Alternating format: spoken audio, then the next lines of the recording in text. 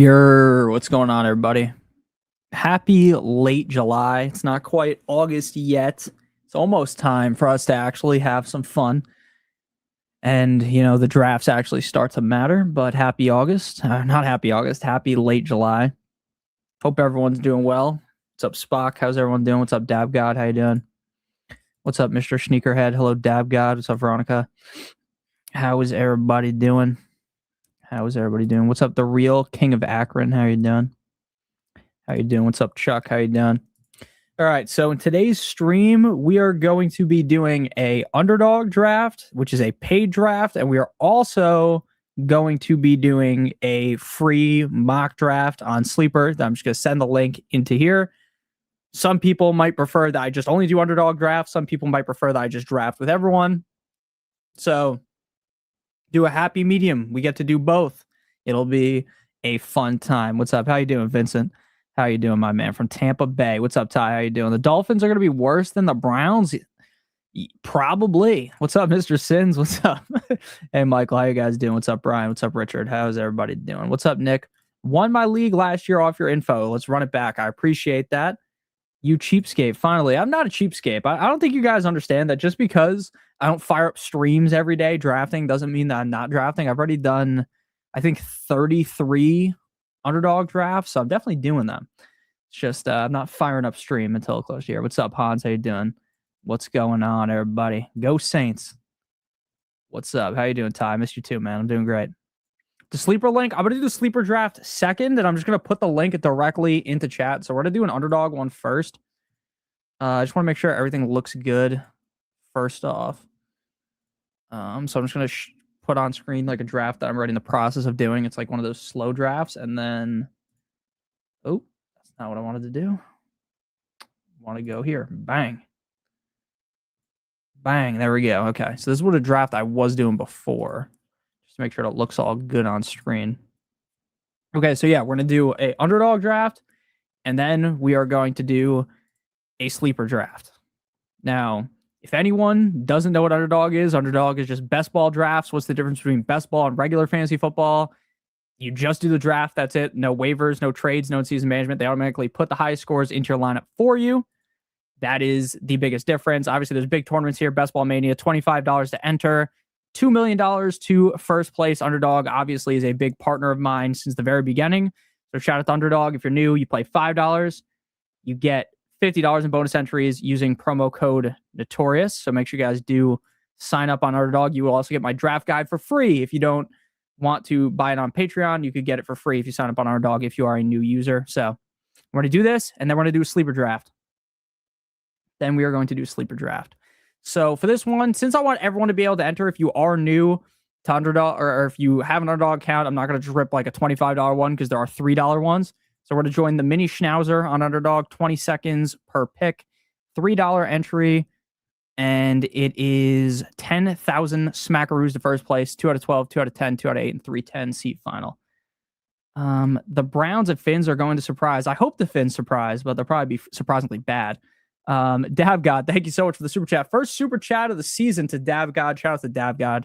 I appreciate you, my man. The Browns over the Dolphins. I'm going to be honest with you. I don't think that's really a crazy take.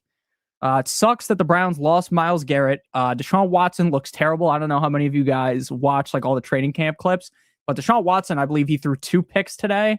Again, don't sit there and watch training camp and think, oh, that's exactly what's going to happen in games. But man, I'm thinking we're definitely going to get Shedeur again this season. Who dat nation? Thank you for the super chat, Davgod. And I do agree with you. I do think the Browns this year would be better than the Dolphins. The Bears, Caleb MVP. As long as there's no Madden curse, Caleb should be cooking. Is sleeper draft free? Yeah, it will be free. It's just a mock draft. It's not going to be like a sleeper league, but it's just going to be a draft that we're going to do on there. I'm at like 35. Nice. I need to do some more. Yeah, I'm doing some more as well. I got to do a bunch more. Smash that like button. Facts. The underdog drafts, you're doing all best ball? Yeah, it's all best ball drafts. Let's go Lions. Pay my boy Gibby. Love the show, bro. A-Chain better not let me down. I picked him up in my $500 league, full PPR. Yeah, I mean, I love A-Chain this year. I get why people are nervous about A-Chain because the Dolphins' offense is going to be so bad. I don't know if a lot of people remember what happened last year, but the Dolphins were really bad last year, and A-Chain was really good. So Okay, let's pull up the actual board so you guys can see the board. Yeah, make sure you guys are in the Discord. I talk in the Discord all the time. I watched a lot of your vids last couple seasons, but never caught you live. Thank you for watching, Craig. I appreciate that. Hey, boy, what's up, Hanover? What's up, Nick? What's going on? You're gonna love Malik. I think I'm gonna love Malik as well. But am I sold he's the franchise guy? No. Could he be? I think. We back. Nick, they have $1 drafts. Knock them out. Yeah, I probably will rip the $1 drafts. I mean, last year I won on the playoff drafts. I won $2,000. I should have won more money, and I will actually show you guys actually, I'll show you after the draft. I should have won more, but fucking JSN got hurt. It was so brutal. Neighbors looking better than we thought. Yeah, Neighbors is going to be a very hot topic nowadays. Jalen, stop. It hurts. The free draft guide facts. Deshaun Watson got his bag. Why even try anymore? I don't know. He's still trying, though. He needs a massage to feel better. Let's go, Lions. Agreed. Pay Sonic. A-Chain was on a crap team last year. People are saying he will choke because they are bad. They're really bad. I agree with you, Spock. I agree with you. Link in live stream chat or Discord. I'll put the link in the Discord and in here. I'll probably put it in here first, though. A-Chain is goated. I agree. I think A-Chain is one of the best running backs in the NFL. All right, so this draft, Jahmyr Gibbs, Bijan, Jamar Chase, Puka Nacua, JSN, Devon Achane, Christian McCaffrey, Jonathan Taylor. Now, we have not streamed in a while, so I may be a little bit out of whack here. Amon-Ra St. Brown, Jonathan Taylor. Okay. So the ADP on Underdog is CeeDee Lamb, Justin Jefferson. I love James Cook this season. I'm going James Cook. I love James Cook. There have been talks of James Cook potentially getting more targets in the offense. If he's a 50 reception guy, I think James Cook could easily be a top 3 running back in fantasy football. The Buffalo Bills offense is just that good. James Cook just gets so many free touchdowns. I'm in love with James Cook this season. Love him. Kenneth Walker, CeeDee Lamb, Justin Jefferson. I mean, see, look, I think there's question marks with Justin Jefferson. There's some reason to be a little bit nervous about CD, but I mean, getting both of them on the same team must feel great. So we're back up on the clock here. Someone already took Achane, which is who I wanted. We're to go with the start of James Cook and Chase Brown. Now, if you wanted to go Hampton, Barkley, Genty, I'm not going to argue with you if I'm being honest with you guys. Like I talked about this in the video I made the other day, but once you get past these guys, Gibbs, Bijan, Chase, Puka, JSN, McCaffrey, JT, Amon-Ra St. Brown, H.A. normally doesn't go that high. To me, you could argue for James Cook to be the 10th pick. You could argue for Lamb, Jefferson, Henry, Chase Brown, Genty, Saquon, Hampton, A.J. Brown, Drake London. You could argue for like 30 other players to be at the end of the first round, which is very interesting because this is not something we've seen over the past couple of years. Where's the OnlyFans link? You got to hit me up on Discord. I'll send it to you. Nick, I just passed my Barber State board exam. I'll see you soon. Congratulations, Ty. That's awesome.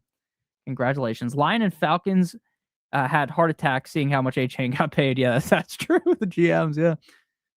Yeah, make sure you guys are in the Discord. Is it crazy to take JD5 and Scary Terry at the 4-0, the 4-10 and the 5-1 in a 10-team standard PPR league? My commander's bias is strong. No, I don't think that's that crazy, to be honest with you. I don't think that's that crazy. Especially, again, like, look, I say everything I want about all these players. If you really like a player, even if I can't stand the players, just draft them, right? Because you will enjoy your season more that way. You just will. You just will. What's up, Spock? What's going on, Kicks? How you doing, man? I do think it's definitely risky to take Jaden and Scary Terry, but I think the upside for Jaden is quarterback 1, and I think Terry could be like a top 12 guy. It's interesting to see how this all plays out with Debo and Stephon Diggs, like where they end up going. A little of that entire offense, they both got injury concerns. The whole Commanders offense relies on JD staying healthy. Yeah, that is true. What a time to be alive. Just fired at 25 on the $1 and $3, upping it to 50 drafts. Love that. Love that. I wish I could do more slow drafts. I was in a million slows. My brain can't handle that shit. I got to do fast drafts. All right, so after we went Chase Brown, Ashton Jetty, Saquon, O'Marion Hampton, A.J. Brown, Nico Collins, Brock Bowers, Drake London, Malik Neighbors now in the second. Rashi Rice, Breece Hall, George Pickens, Jeremiah Love, Devontae Smith, Chris Olave, Josh Allen, Emeka Egbuka, Zay Flowers. Malik Neighbors now in the second. I think that's going to be pretty normal, if I'm being honest with you guys.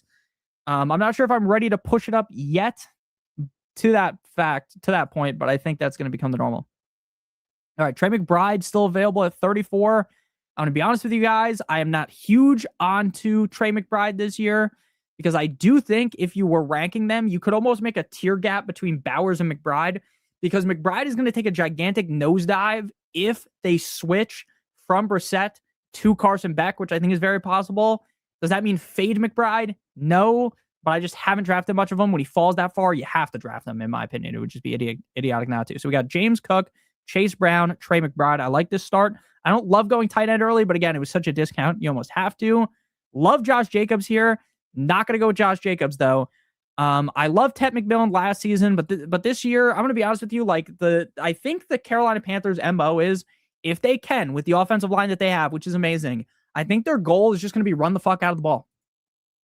Run the ball a gazillion times and hope that works. And eventually, when it doesn't work, they're going to have to throw. Later on in the game, I love who Tedero McMillan is. I just don't trust Bryce Young enough. I trust Bo Nix. Bo Nix has been incredible his whole career. People sleep on Bo Nix. Jalen Waddle, I know, has been bad recently, but different offense now. I love Waddle. Deshaun Stribling in the 5th. I wouldn't touch Deshaun Stribling right now, like move him up by a crazy amount, because while Ricky Pearsall is hurt and potentially out for the season, what could easily happen is they sign Diggs or they sign Debo back. And then it becomes a scenario where sure, Stribling was better than he was with Ricky, but it's not like this crazy bump up. I think it helps Terry Laugh to get Diggs. I agree with you. I love getting notifications and just doing fantasy drafts all months. Yeah, no, that's fair too. I just like doing it better on my computer. And I feel like when I do slow drafts, I have to do them on my phone. I just feel like I'm not as good. Waddle. It's likely that they're going to sign up. I think Neighbors falls even deeper. I think Neighbors will probably be a late second, early third round pick. Terry will do good either way. He's elite. I agree with you. Yeah, I think there is strong buzz about Diggs. Make sure you guys do it. They should keep Jacoby Brissett. I mean, they're going to use Jacoby Brissett, but I think at some point you almost just have to see what you have in Carson Beck. You just almost have to see it if you're that bad, right? Because do we expect the Cardinals to be good? No. Yeah, make sure you guys are in the Discord. My draft is August 18th, $50 buy-in with the boys. I took JD5 his rookie year, passed on him last year, which worked, but I want my boy back. See, again, if you guys want players on your favorite team, just take them. You will enjoy it more. You will enjoy fantasy more. You just will. What's up? If I have Ted McMillan in a keeper league in round 5, do I keep him or no? Yes, 100% in the 5th round. Waddle. Knicks rocks. I agree. I love Knicks. I feel like if you rock with JD, take them both. Yeah, that's how I feel. Just ordered my new 2026 JD jersey. I like that. I wish the Cardinals were good. Michael Wilson waiver wire pickup was so godly last year. I think Michael Wilson's going to be good this year, if I'm being honest with you. Okay, so after we took Waddle, Terry, Garrett Wilson, Tet, Cam Scatterboo, Josh. I don't think we're getting Josh Jacobs or Scat in the 4th round come late August. Mike Evans, Luther Burden, Colson Loveland, Baishal Tootin, who's moving our boards. Devontae Adams, who I love. I still don't understand how we're getting him in the 5th round. Jamison Williams. Then we see DeAndre Swift, Dave Montgomery, Bucky Irving, DJ Moore, Quinshon Judkins, Lamar Jackson, and Travion Henderson. So we're back up on the clock here. We've got 2 running backs, 1 wide receiver. I fucking love Christian Watson this year. I've drafted him a million times. 24% Christian Watson. We're just going to keep drafting him. I mean, I understand why people don't like Christian Watson because he just gets hurt left and right. The upside to me is so strong. Romeo Doubs down in New England. I really like Jordan Love. I like this offense. I think Christian Watson is exciting. If you didn't want to go Watson, I would have went Tate. Jordan Tyson, also very interesting now, ready to go for training camp. I thought maybe he was a guy that might miss part of training camp. So that's big for him. Cardinal Tate, Roma Dunze, Jordan Tyson. And obviously, we're to be stacking, going for stacks here. This is best ball. You have to stack. Your home league, you don't necessarily have to stack. Marv goes. Joe Shiesty available to stack with Chase Brown. I don't really feel like doing that. Dude, I love BTJ this season. BTJ could easily shaft me this year. I'm fully thinking that's possible. He was amazing his rookie year, god awful last year. I think he will end up bouncing back. I really, really, really like BTJ, the player. Now, again, could he, just get pushed to the side for Parker Washington? Could Travis Hunter play way more? Could all these things happen? Yes, to BTJ. But could he be the guy from his rookie year? I think so. That's going to be an interesting talking point throughout training camp. Like, how much usage are we seeing out of BTJ? What does BTJ's connection look like with Trevor Lawrence? You're high on Zay. I'm going to be honest. I like the player, Zay Flowers. I still am very hesitant to truly be all in due to his touchdown upside. But we'll see. We will see. Carson Beck is, to me, not worth a third rounder. I'm not going to lie. His attitude and his decision making. I mean, dude, he fucked. I'm a Miami U fan. It's all about the U. He completely screwed us in the national championship. But I do think at some point you basically just have to be like, okay, we suck. Let's just see what happens with him. I'm thinking of picking up Shuck at the end of my drafts. I like Shuck. I have Christian Watson on 12 and 15 teams so far. I have a lot of Christian Watson. I think that's that I had 24% Christian Watson. I have a lot of Christian Watson. I'm thinking Matthew Golden's going to be a classic boom or bust play this year. Definitely possible. What are your thoughts on Bucky Irving? My thoughts are I think Bucky Irving is very good. But like when you look at the backfield of Tampa Bay, it's almost like sure, I get in redraft why you don't necessarily want Gainwell or Sean Tucker, but like in these best ball drafts, like I'm just drafting a bunch of Gainwell, a bunch of Sean Tucker, and just avoiding Bucky Irving. I think Bucky Irving's good. I just worry that he's going to be left, behind by the rest of the team. But Kai Lemon, I like Lemon, the player. I don't trust Philadelphia Eagles wide receiver twos. I just don't. Team Watson, he's probably my most drafted wide receivers. Waddle or Adams full PPR? I have Adams ahead of Waddle. But Adams normally goes in like the 5th round, so I feel like I would have been pushing Adams up a ton to draft him there. BTJ shafted me last year, took him with the 2nd pick after Saquon. Yeah, I mean, I get like in fantasy football, you kind of have to have a short memory with certain things, right? Sure, he might have screwed you last year, but the upside is still very high this year. Okay, so we need to make sure that we get Bo Nix later. Okay, we could get Trevor with BTJ, but I'm not necessarily all over that because we didn't get any of the other options. So let's snag Sutton here. I don't love Sutton, if I'm being honest with you. He's not like a must-draft guy for me. He's kind of just like, if you took a lot of upside early on and you just want that safe flex play, like Sutton's going to be a reliable flex play on a team that passes a ton. I don't really think Sutton's a league winner, though. Just more of like a safety net. BTJ is running wind sprints all year. Definitely possible. I'm not going to sit here and say that's impossible to happen. Watson Reed get injured a lot. There's a path for Golden to be productive. I agree. What you said about BTJ is exactly the truth about Ladd McConkey. Awesome rookie year, rocky last year. I agree with you. Travis Hunter is supposed to play only 20% of offensive snaps. I think it's hard to believe anything that is said about Travis Hunter. I think Travis Hunter is going to be one of those guys where you try to maybe pick him up one week. He could be a boom, could be a bust. Probably a lot of busts, pause, more than the booms, but he's going to have those big games. So we don't have we have 2 running backs, 4 wide receivers. Trying to decide between Harvey and Downs here. I'm just going to go Downs. I'm also big on Josh Downs this year. We already have 2 reliable running backs and a good tight end. But yeah, I think Travis Hunter is going to be the kind of guy where you actually never have any idea if you can start him in fantasy, which is, I know, annoying to say, but like people are going to draft him and you're never going to actually be able to know when to start him. Tucker Kraft will probably lead them, but Golden, I love Tucker Kraft this year. My most exposure is AJ Brown, Jonathan Brooks. I love both those guys. Only problem is Love spreads the ball a ton. He does, but what if that's just because he's never had the number 1 there healthy for a long period of time? Right? Maybe Christian Watson just is that good.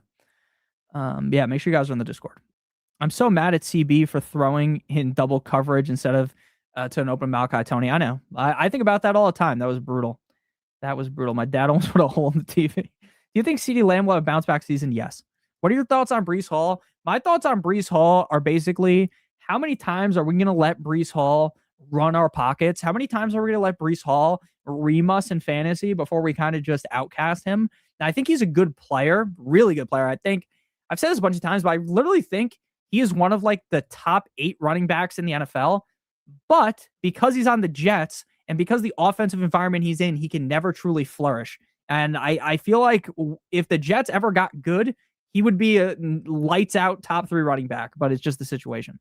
Green Bay hasn't had a wide receiver go 20% of the targets since they signed Jacobs. I do agree. They do spread the ball around a ton. For keeper, I could keep Bijan with the 1.12 or keep Rashee Rice with the 7th round pick. Ooh, what do you guys think about that? I think I have to keep Rashee Rice in the 7th round, to be honest with you. even though I love Bijan. I like Brees this year. He's got a big contract. Yeah, I mean, he does. He did get a gigantic contract. And fuck, someone took Jordan Love, so we're not going to be able to get Jordan Love in this one. Don't draft Ricky Pearsall. He might be out for the year. So we're going to get Bo. I get Bosif Nix. And then I think late we might just go Daniel Jones, maybe. Daniel Jones stack. And then maybe we go with Kyler. Are any of the Vikings still available? Just Jawan Jennings, but could get Hawk late too. All right, so we might go Kyler. I know there's talks about like the Kyler fucking it was Kyler in a running back competition. I mean a quarterback competition. Kyler in a running back competition. So I'm not really all that worried about that. I like Baker a lot this year, but again, we don't have any stacking partners. I like Malik as well. So I think we're gonna go Kyler here, and then go with Jawan Jennings later. That's the play, I think. Jawan Jennings later. I think that's the play. I remember when Brees Hall used to be a first rounder. He was really good. I'm not gonna sit here and act like Brees Hall's bad, a bad player. I just don't love his thing. And again, I really don't think Kyler is going to be losing his job to JJ McCarthy. A Dunze or Luther Burden? I prefer Luther Burden. I do like both players talent wise. I do worry about a Dunze is just like injury. He is good, but he's on a horrible team. I agree with you. I'm still in on Brees, not afraid to admit it. That's fine. It's perfectly fine to be in on Brees Hall because I understand the upside with him.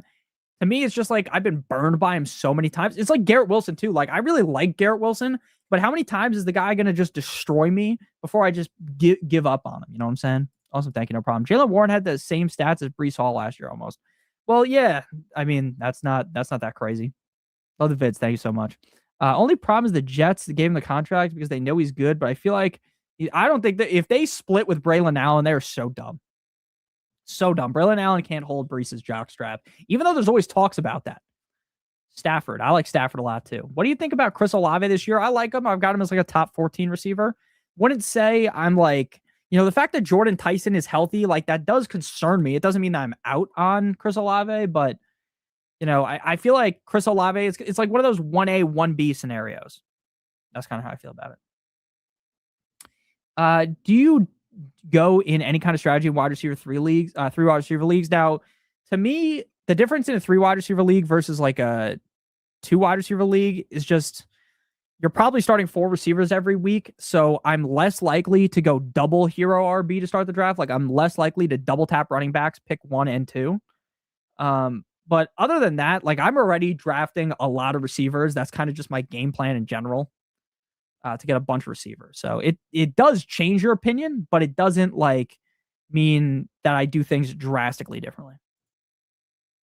Especially like button facts. Baker's going to ball out in the contract on the other teams. The Bucks are not paying him. I think the Bucks will end up paying him. All right. So what we should have done realistically is taken Malik Willis, like waited, taken a running back, and then got Malik, but we didn't do that. So let's go Keaton Mitchell. Do I think Keaton Mitchell is going to become the starter over Marion Hampton? No. Do I think that 2 running backs have worked congruently in a Mike McDaniel offense before? Yes, I know that. Devon Achane and Raheem Mostert. And I think there's going to be games where the Chargers are down, they're dumping the ball off more. Keaton Mitchell involved in that.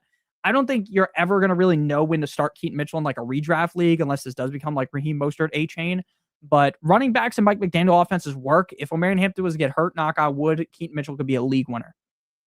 He could be a league winner. That's just kind of how I think of things here.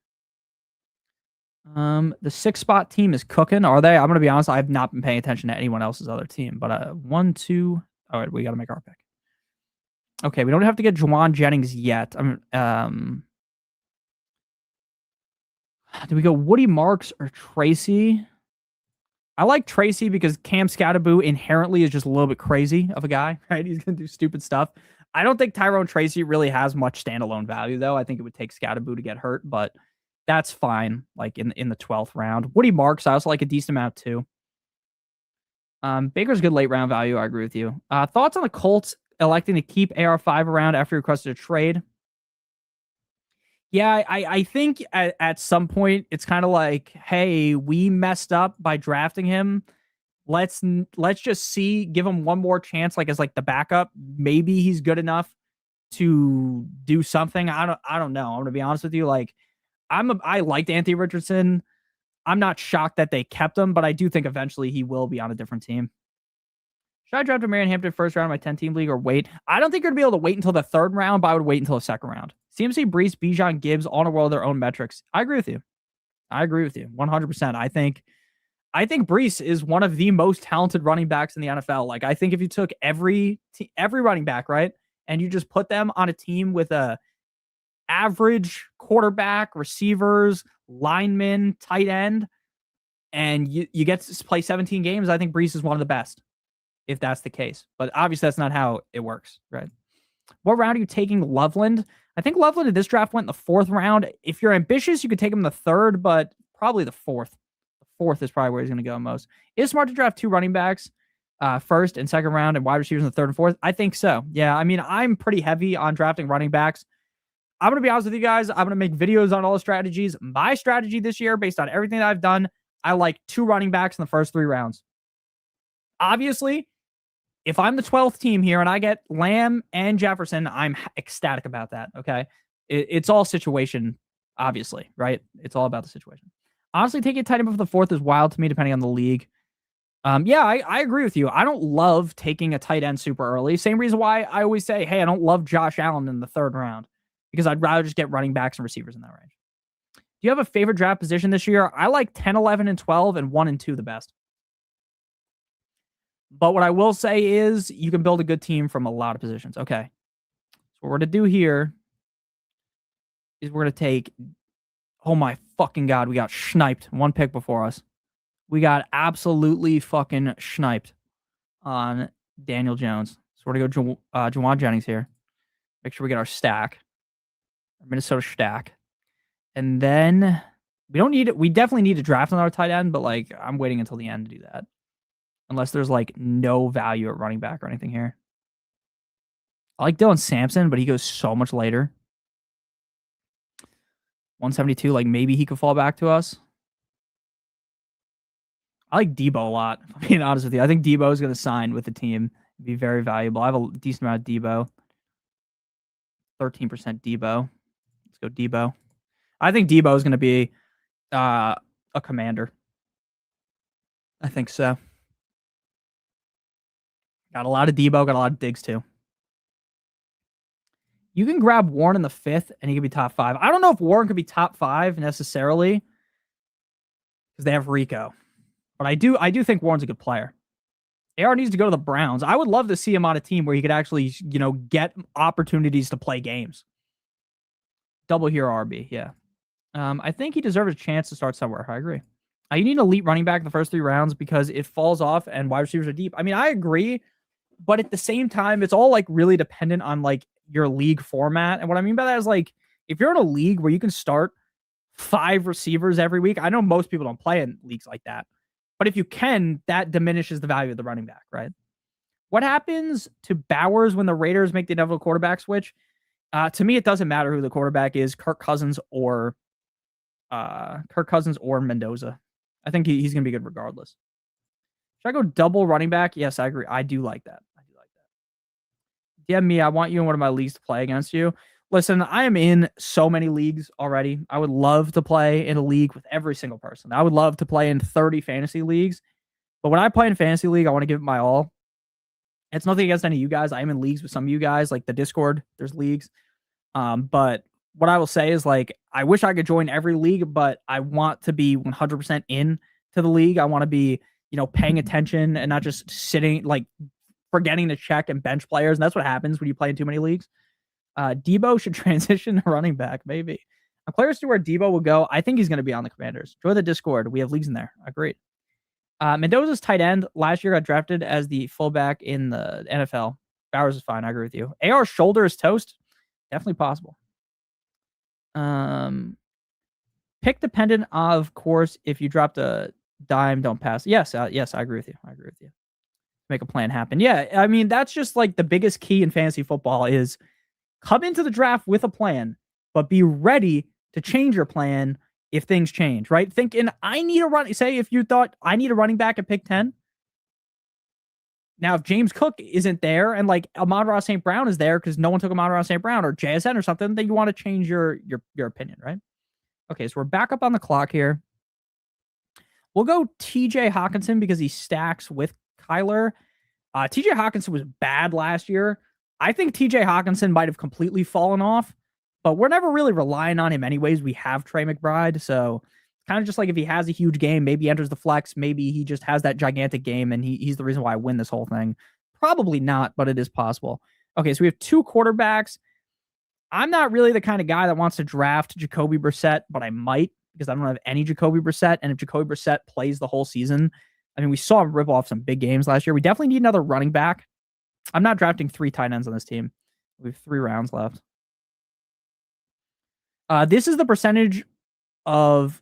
I just have this. I found this like online, fantasy.vip. It's like a thing that tells you like the schedule of the players so that you can do stuff like that, and it tells you how much of each player you have. And then this guy just takes Jacoby Brissett, just fucking bends me over the table, pause. Let's go Brian Robinson. I mean, is he going to be the RB1 in Atlanta? No, obviously, but if Bijan goes down, could Brian Robinson be successful? Yes. When is your draft? My Superflex draft I made the video of last year. I'm going to video it again, August 22nd. All my other drafts, I know the one, our Discord draft has a date. A lot of my leagues don't have dates yet. But the big draft, the Superflex draft that's in videos, August 22nd. Video should be out around a week after that. I figured out from doing it last year how to record it better. I like Dobbs this year. I can't lie. I like Dobbs too. What do you think about Jaden Higgins? I like Jaden Higgins a ton, but Tank Dell is being ramped up. Tank Dell low-key could be back. And that doesn't mean Jaden Higgins is dead, but I do think that could diminish like rest of season, like deep into the season value. That's more what I mean. Freddie Mendoza always finds the open man. I agree. I think Mendoza is a good player. I like B-Rob. So do I. Make sure you guys are careful if you're doing your home league drafts and they're like a draft board because, you know, Bijan, Brian Robinson on the exact same team, both running backs, might be very complicated. You might see some videos of people taking the wrong guy. Like my buddy Brandon took Travis Etienne instead of Trevor Etienne instead of Travis Etienne last year. I like our team a decent amount if I'm keeping it a buck with you guys. I like my team a decent amount. I wouldn't say that I love it, but I do like it. I think since Jacoby Brissett got sniped, I think this is going to be, we're going to draft another running back and another receiver. Chase Brown's going to have a great year. I agree with you. B-Rob at the goal line. If B-Rob vultures Bijan a bunch of times, I'm going to be so pissed. Ray Davis. Sounds good. I'm doing a draft party at the house on August 29th. That's a great day to do it. The closer you get to the end, the start of the season, the better. If I could do every draft the day, Wednesday, when the NFL starts, I would, but that's just not possible, right? And then you guys wouldn't get a video. After they got Fernando, I was super upset that they gave my second rounder for Jahmyr Gibbs and the keeper. Jahmyr Gibbs is so good. Okay. Drafting my guy, Drake May. Is James Conner a good stash in case he gets traded to a better situation? I think so. But I think we'll probably have more news on that by the time you guys are actually drafting. All right, we already got 2 guys on Denver, 2 guys on Minnesota.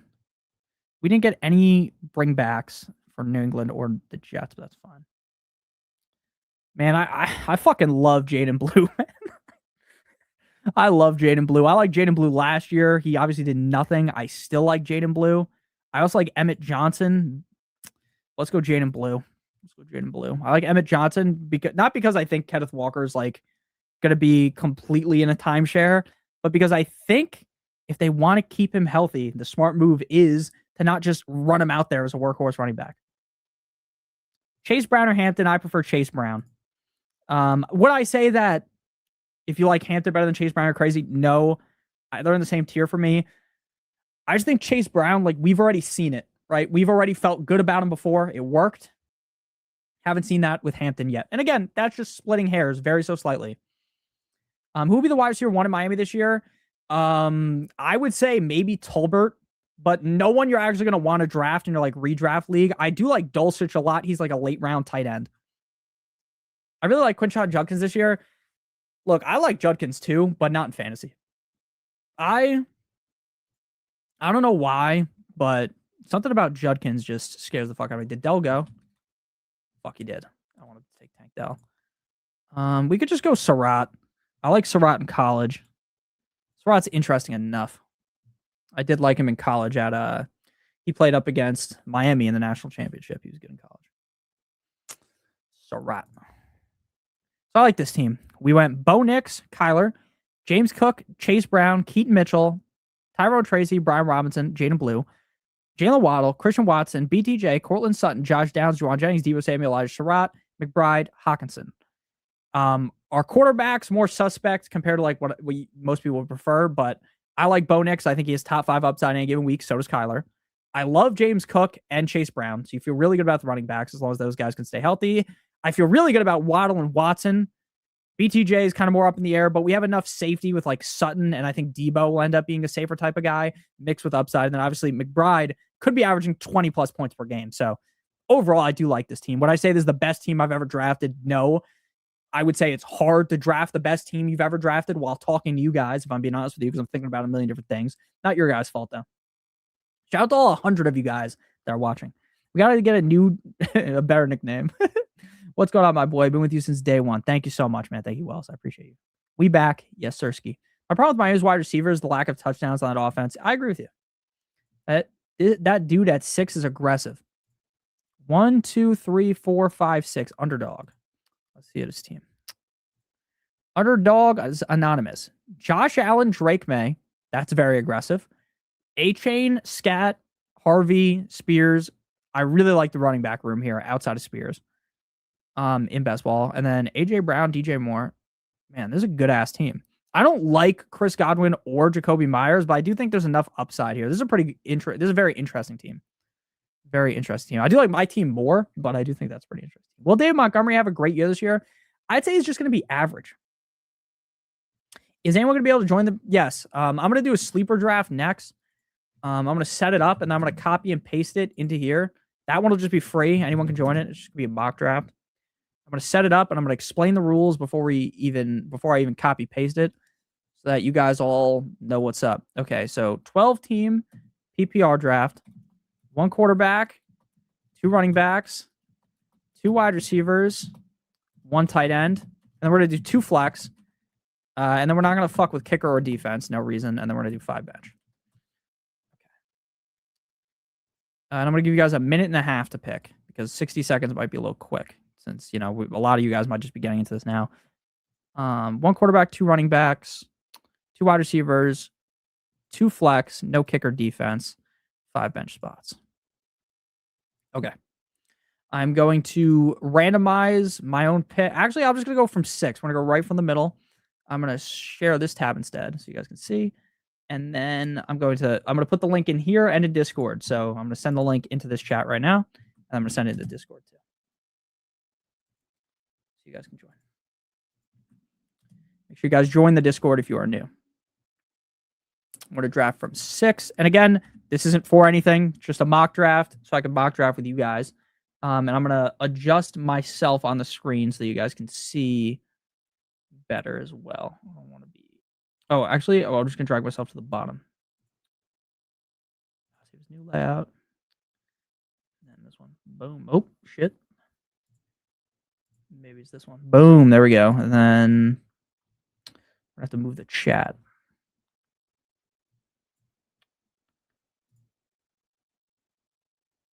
We'll just remove the chat, I guess, from the screen for now.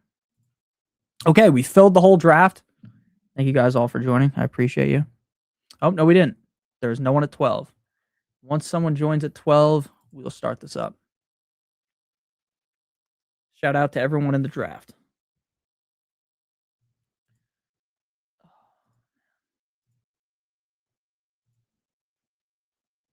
One right now.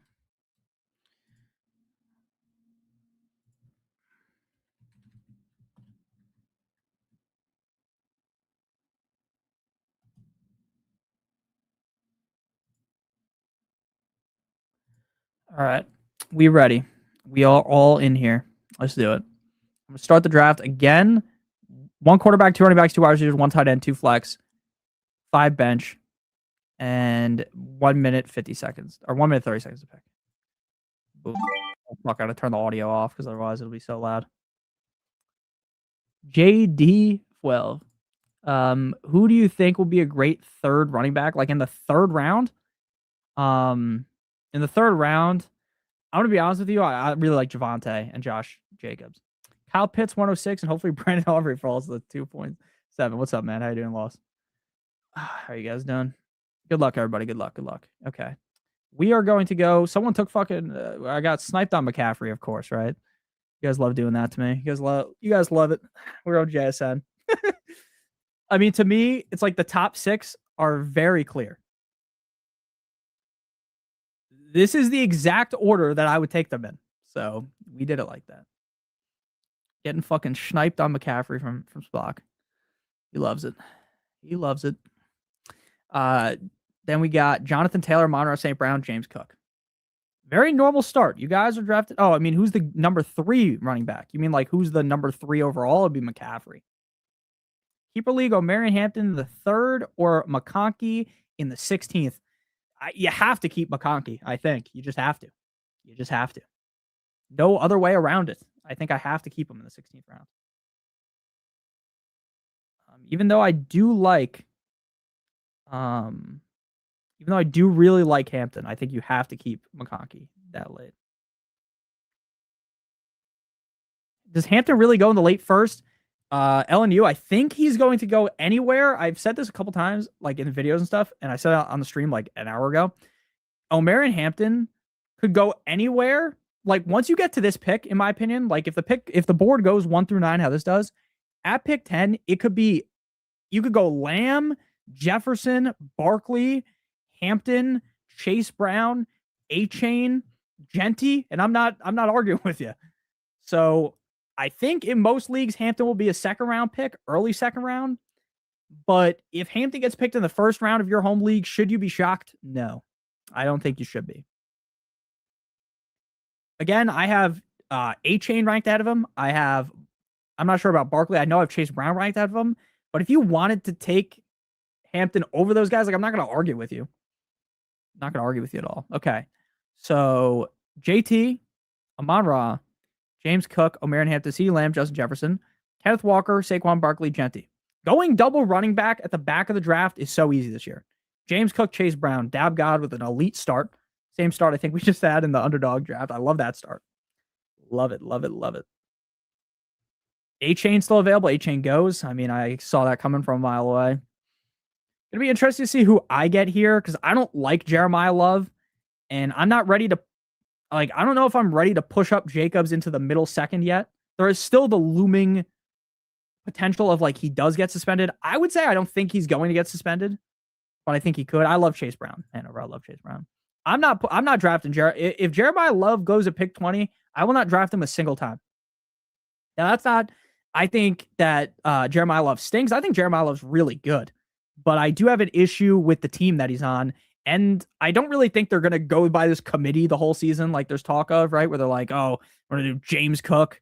We're going to do, not James Cook, James Conner. We're going to do Tyler Algier and Love. I don't think that's going to happen all season, but we'll see. Drake London goes ahead of me, of course. That's obviously who I wanted. Obviously, I wanted Drizzy Drake London. For me, it's between Derrick Henry or A.J. Brown. We started with receiver, so we're going to go double receiver because we normally go running back heavy early. So we're going to see how this looks. I also really like Rashee Rice. We're going to go A.J. Brown. A.J. Brown, dud of a first day of training camp. Today, he was really good, right? Like, A.J. Brown has screwed all of you guys before. Pause if you've drafted him. I've always been against A.J. Brown, but this year I'm in on A.J. Brown. Now, the reason why I did not take Brock Bowers there is because I think in a league where you're starting 2 receivers, 2 flexes, full PPR, I think the tight end position is more diminished in a scenario we could start 4 receivers. Do I think that Brock Bowers, the 2.8, is a bad pick? No. That's just the reasoning why I went A.J. Brown instead. What's with the Nico hate? I'll be grabbing him all day. I like Nico too. I get why people hate him. It's not because he's Nico Collins. It's because of CJ Stroud. I think that's pretty evident at this point. Rashee Rice goes at the second round. I think Rashee Rice, in most of your guys' smart leagues, like, again, not everyone I will say this a million times. Not everyone drafts with the smartest people. Okay. We're doing a draft right now in late July. This is a mock draft. You guys are the most plugged in people. some of the most that you can draft with right now, right? Whereas if you're doing a draft with your friends, some of your buddies might not be as plugged into, draft Rashee Rice in the second round. You might get Rashee Rice in the third round, right? It's like when we talked up Egbuka last year, some drafts, Egbuka was going to like the fucking 6th round. Some drafts, he was going to like the 10th round, right?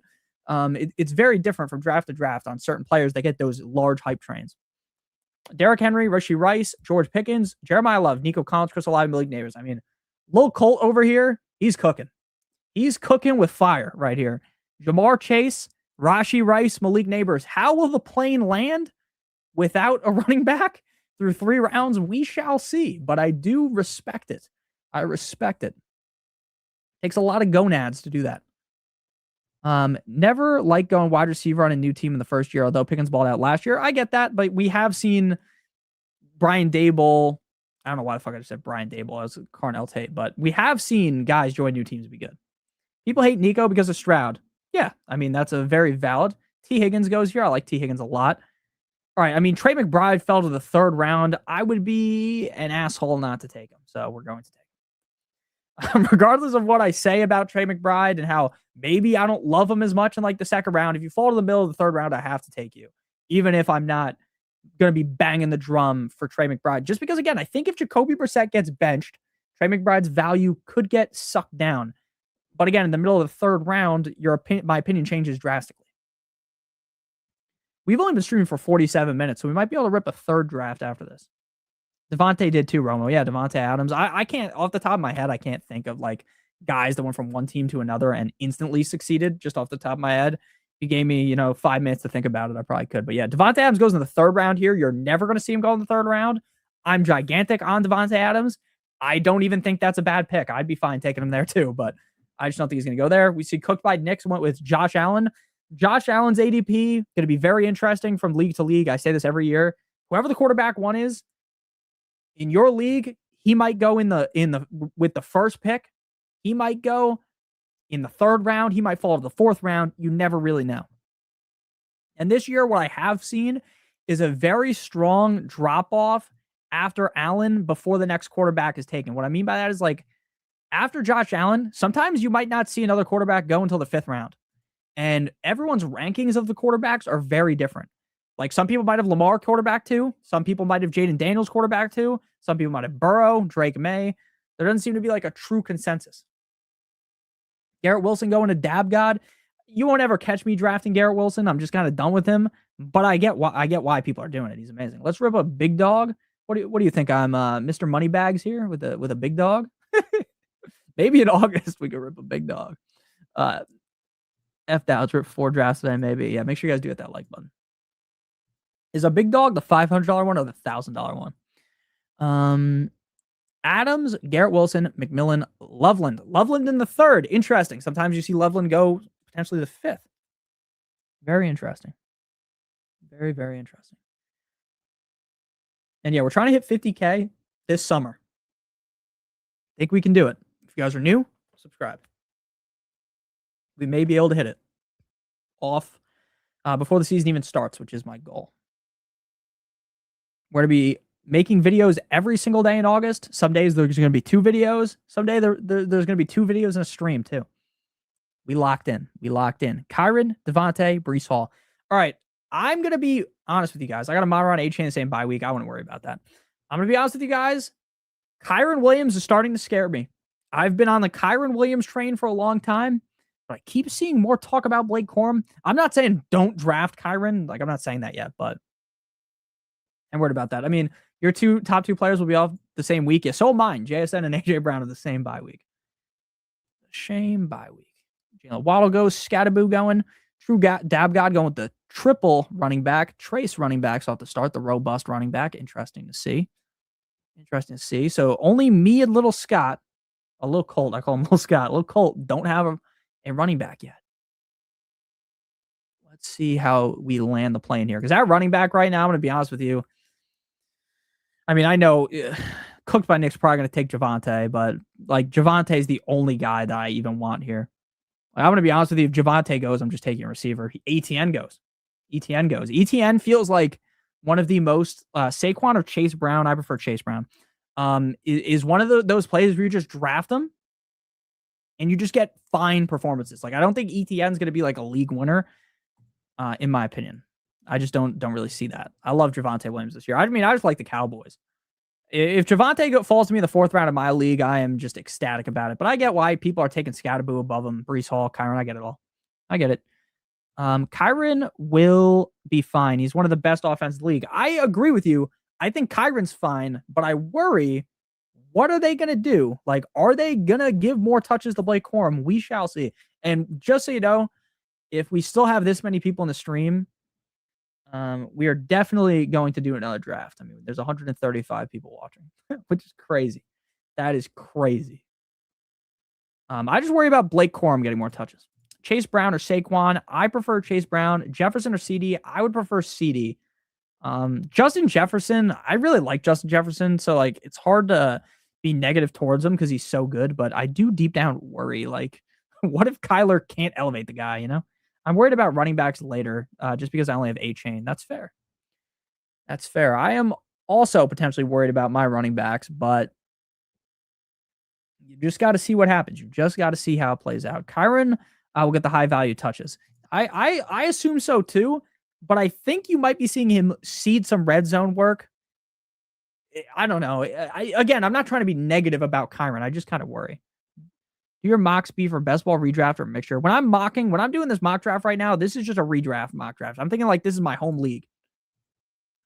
I like my team too so far. I do. Yeah, make sure you guys are in the Discord. Please make sure you guys are in the Discord. I have to make a graphic for the Discord. I have to make a bunch of graphics that I got to do coming up. Does CD's target share worry you? Would that make you take Jefferson over? No. I mean, like, I'm going to be honest with you. Like, CD, what, he scored 2 touchdowns last year? I don't want to, I just want to make sure I don't actually remove the player. He scored 2 touchdowns last year, 3. Yeah, 3. I mean, what are the odds that happens again, right? Do you think Kyron and Blake could have a chance for 1K yards since that defense is ridiculous? I mean, I don't think both of them are doing that. That'd be very shocking. But one of them definitely will. But I do think people are like really on, oh my God, the Rams defense is so good. Like, to me, that doesn't mean Puka. Like, a lot of people are like, oh, now I don't want to draft Adams or Puka. Like, I don't get that. Bucky in the 5th. Evans in the 5th. Tyler Warren in the 5th. Interesting. Lamb and Pickens will both eat. Jay Ferg is the one you should worry about. Yeah, I don't really like Jake Ferguson this year, if I'm being honest with you. Oh, thank you, Vinny. I don't know if I've done a 9th position draft yet, but in August I will. So don't worry about that. Travion goes in front of me. Okay, so we don't have a quarterback yet. The running backs we're looking at here, we're looking at Tootin, Judkins, Swift, Harvey, Warren. Receiver, J-Mo, DJ Moore, Rome, Christian Watson, Jordan Tyson. We already have our tight ends. We're going to need to look at tight end. Lamar would be the second quarterback off the board. I'd be fine taking him here, but I'm going to be honest with you. Because we only have Javonte, I think we're kind of pigeonholed it into going running back here. I feel like the receivers will still be fine later. We're going to go Tootin. I've been banging the drum for Tootin for a long time. I really like him. The team seems to really like him. And Chris Rodriguez is still not, he's just doing individual drills. He's not in the actual 7-on-7s or 11-on-11s. Baishal Tootin is one of these guys where, you put a pin in this, write down the timestamp. 3 weeks from now, he might be a 3rd-round pick, and maybe that price is too high.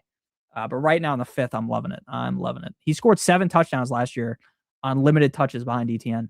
Would you take Burrow early or wait in quarterback like Dak and Purdy? Personally, I am someone that likes to wait on quarterback. Now, it depends on your league, right? If you're in an 8-team league or a 10-team league, I'm fine ripping Josh Allen in the 3rd round.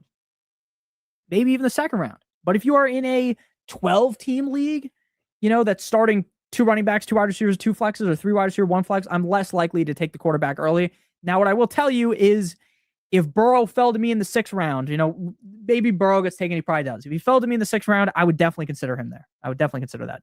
Do you think it is crazy to take Jamar over Bijan and Gibbs? In my opinion, Jameer and Bijan are so safe that, yes, I think that's crazy. But if you do, like, I'm trying to word this correctly. Like, if you do that, that's not the most insane thing I've ever heard of, right? It's not. If you want Chase, go ahead. Like, I don't think you're going to really regret that. Do you agree with Stafford going deep this year? I can see him going in the 10th round. I think it's because people People love regression. People love talking regression, right? Stafford threw 46 touchdowns. Is he going to do that again? Probably not. He threw 41 touchdowns in 2021 and then 10 touchdowns in 2022, but he only played in 9 games. Times that by 2, you basically get a full season. He throws 20 touchdowns, right? So regression is definitely coming. Could he throw 40 touchdowns again, though? Yeah. He has Devonta Adams and Puka Nacua and an elite tight end room. They don't necessarily have the tight end, but they have a bunch of tight ends. As a Finns fan, are you wanting them to try to sign a free agent or wide receiver or them to tank for Jeremiah Smith? I'm going to be honest with you. I don't know why a free agent wide receiver would even want to come here, like a Debo or a Diggs. I do like Jeremiah Smith a lot. I'm going to be excited if the Dolphins can draft him. If they can get Diggs, I mean, I know he likes partying. He likes sniffing that pink stuff. We saw that last year on the boat. So we'll see. I'm going to be honest with you. I just think the Dolphins are better off just keeping things as is and, maybe not winning a million games. Do you think Dak is a good quarterback? I do like Dak a lot.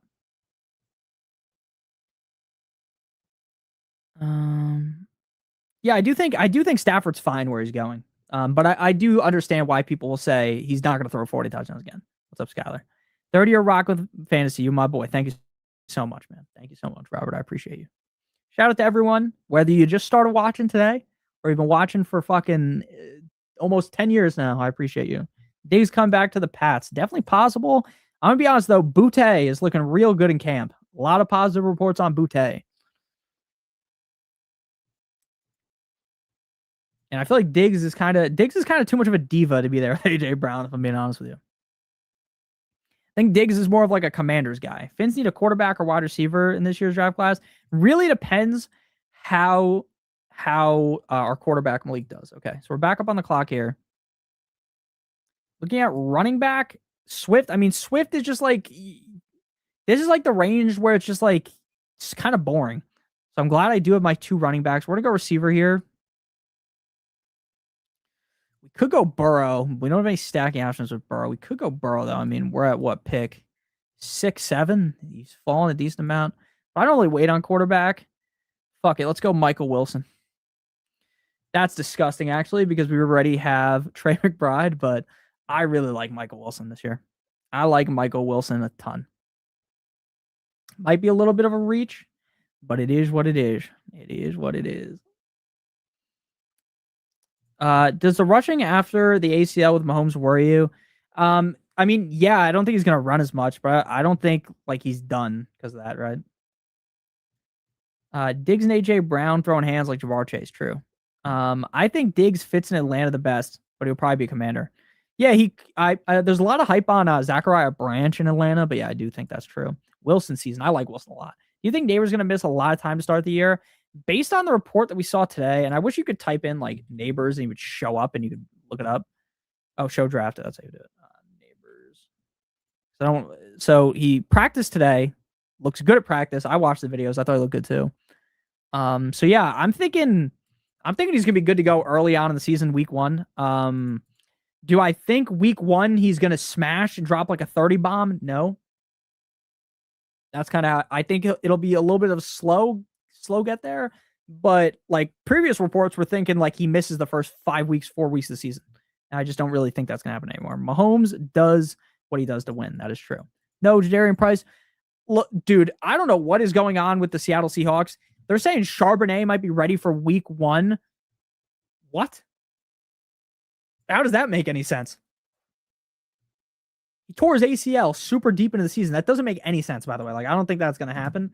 That's just like a crazy thing to read. The double Arizona start might be bad for us. But again, the Cardinals are going to have to throw a lot. The Cardinals are going to have to throw the ball a ton. Love Harold Fan the 7th. I like Jackson Dart a ton too. He got stolen. I love Jackson Dart this season. Would I take Jackson Dart, though, ahead of Caleb? No. Caleb is on the cover of Madden, though, so the Madden curse might get him dirty. Sharp's ready for week 1.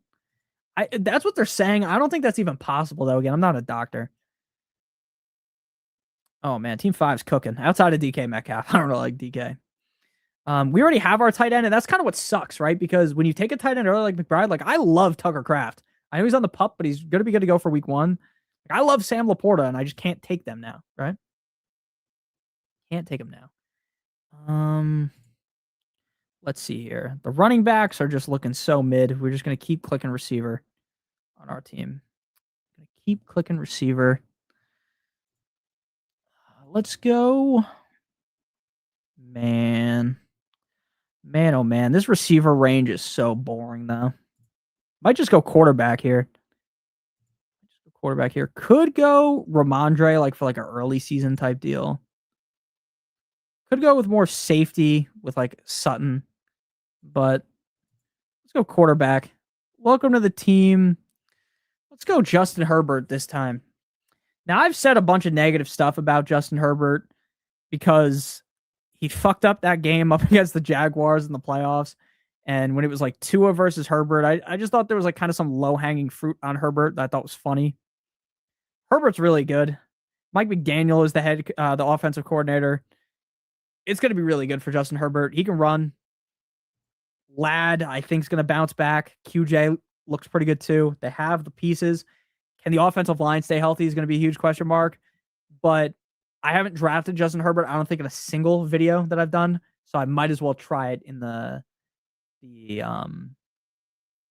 mock draft that we do here. The Melon Fam.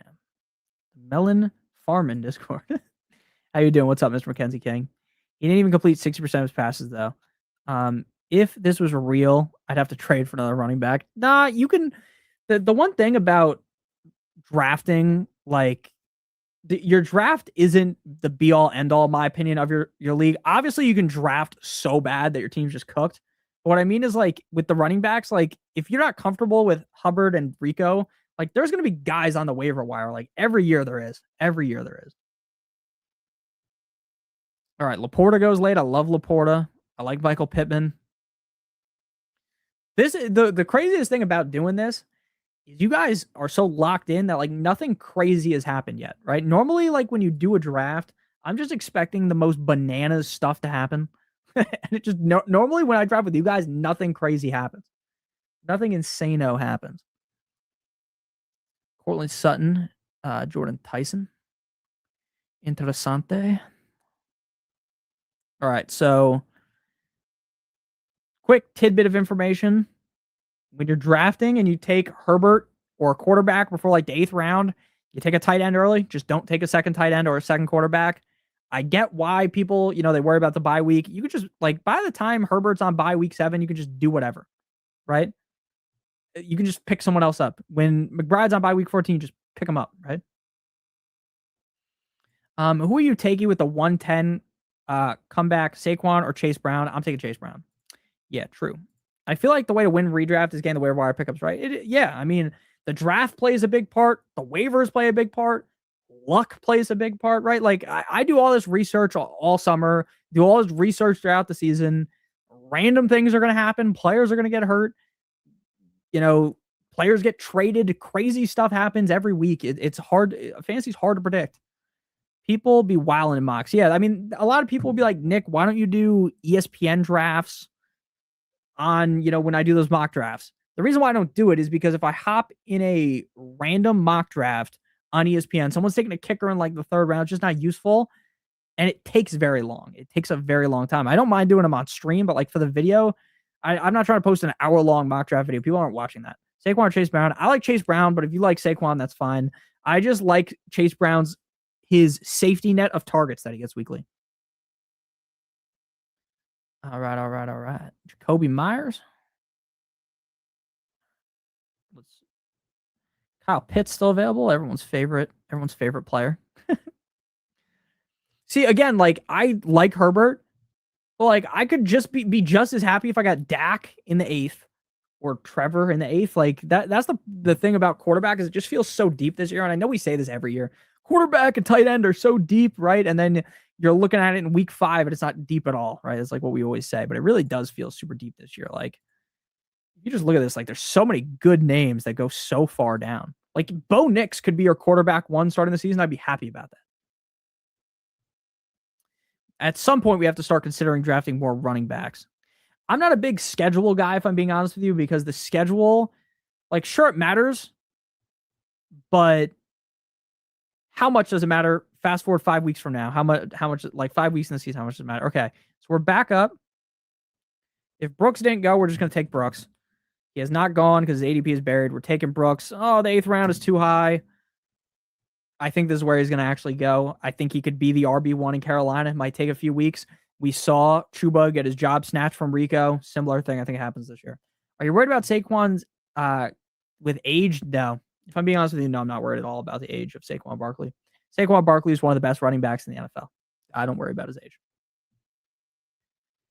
Aaron Jones goes instead of Jordan Mason. That's going to be a very, very, very, very interesting talking point this summer. Who goes ahead?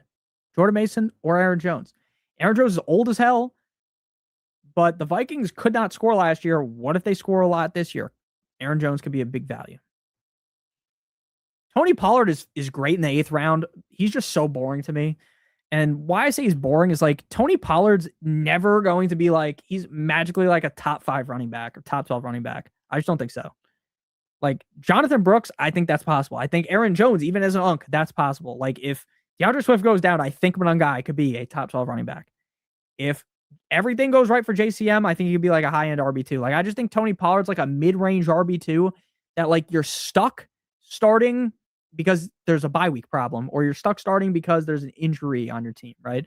He's not like the guy that like you don't really go into your week thinking, you know what? Tony Pollard might win me my week. Who do you think the best real life quarterback is? I'm just always going to think it's Mahomes. If you think it's Allen, that's fine too. Do you think receptions?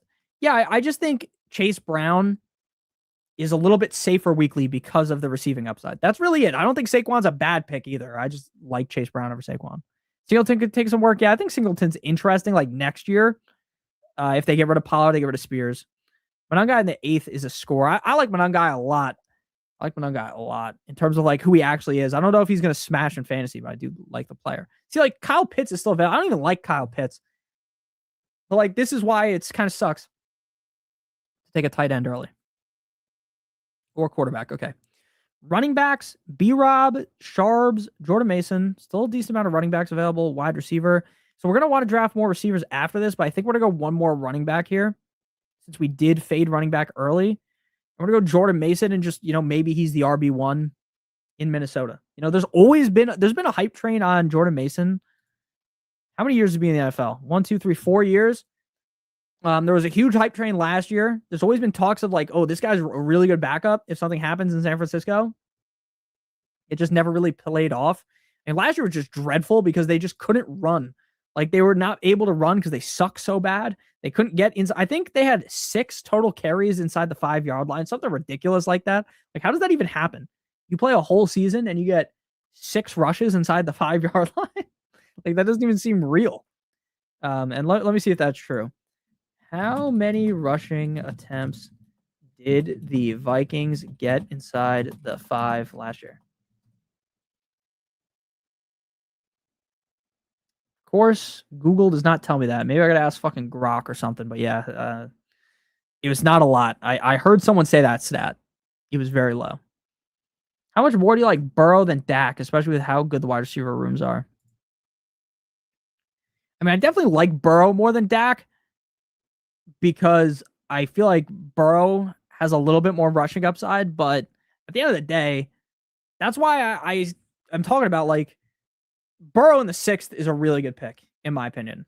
But like, if someone takes Burrow in like the 4th round, I don't get that. You know what I'm saying? I believe it was 0. 9 was historically. It was 0? There's no way it was 0. That's crazy. Aaron Jones had 2 straight years of metrics going downhill. He's at the age cliff. Yeah. I think so. Do you think CMC can be the RB1 again this year?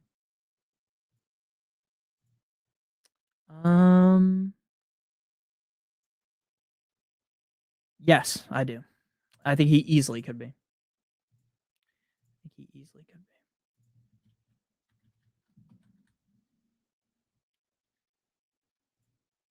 You know what's funny?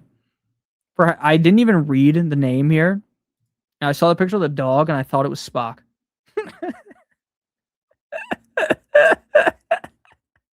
That's so funny. Oh my god. Such an idiot. That's so funny. No, it wasn't 0, but it would surprise me if it was. Okay. Do you have much separation between Dak and Burrow? Like in my rankings, I think I would. I think I'd have Burrow like in the top 5, Dak in like the top 8. So like I guess slight separation. I haven't done my quarterback rankings yet. You got to do those. That's so funny because I didn't even read the name. I just looked at the picture and I thought I was like, that's a dog, kind of like Spock, you know. I know Spock's real name though. It ain't Michael.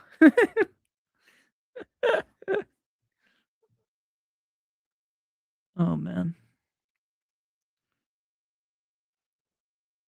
Alrighty. What should we do here? Do we go another running back or do we need? I feel like we need more receivers. Full PPR league.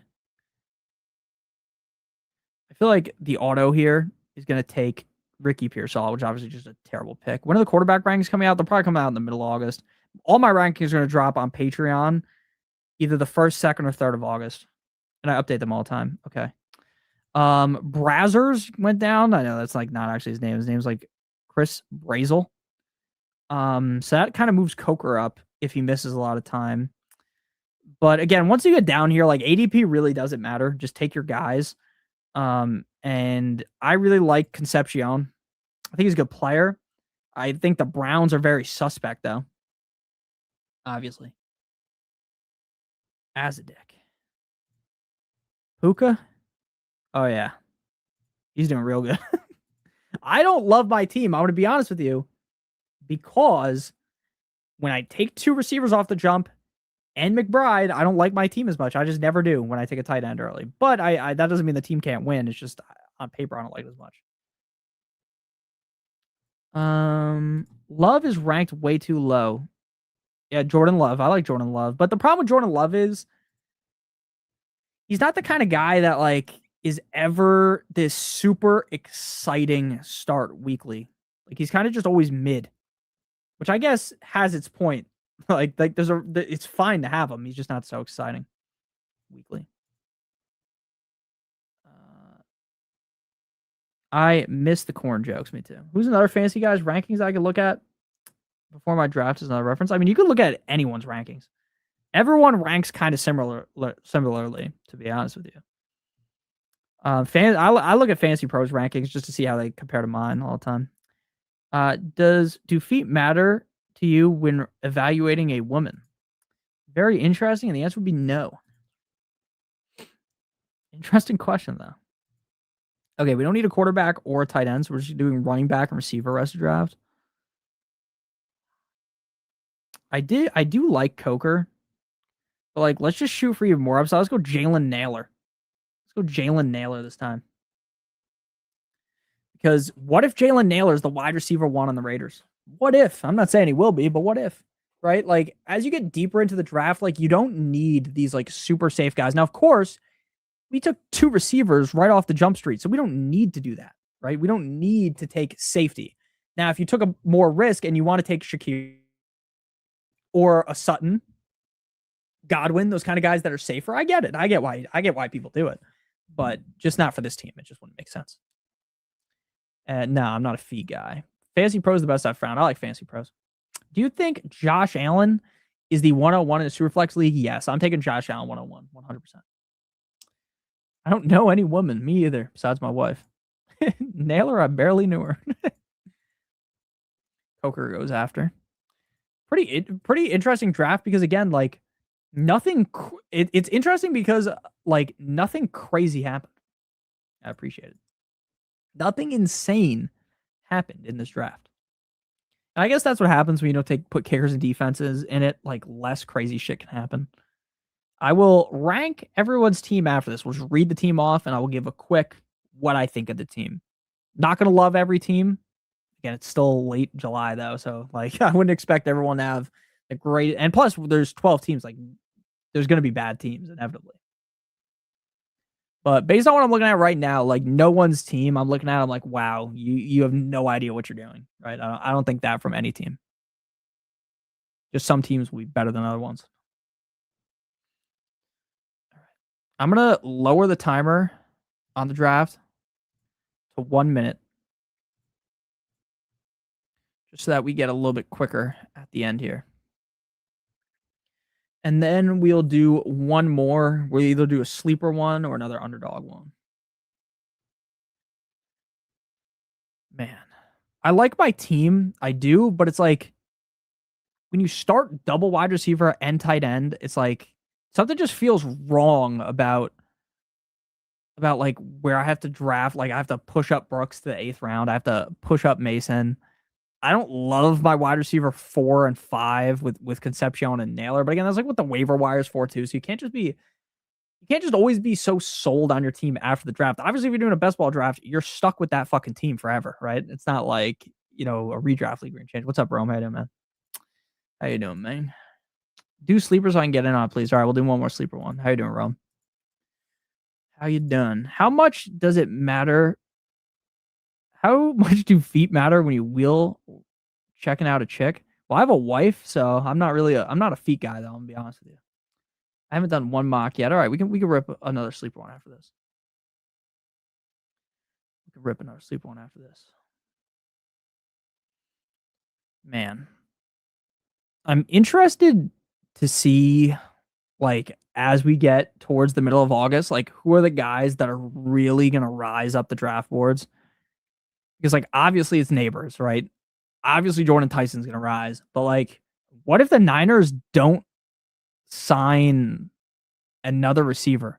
Like, how high do people get on Mike Evans? Like, could Mike Evans be like a 3rd round pick? Trying to think of like some other scenarios. Like, where does Diggs go? Where does Debo go?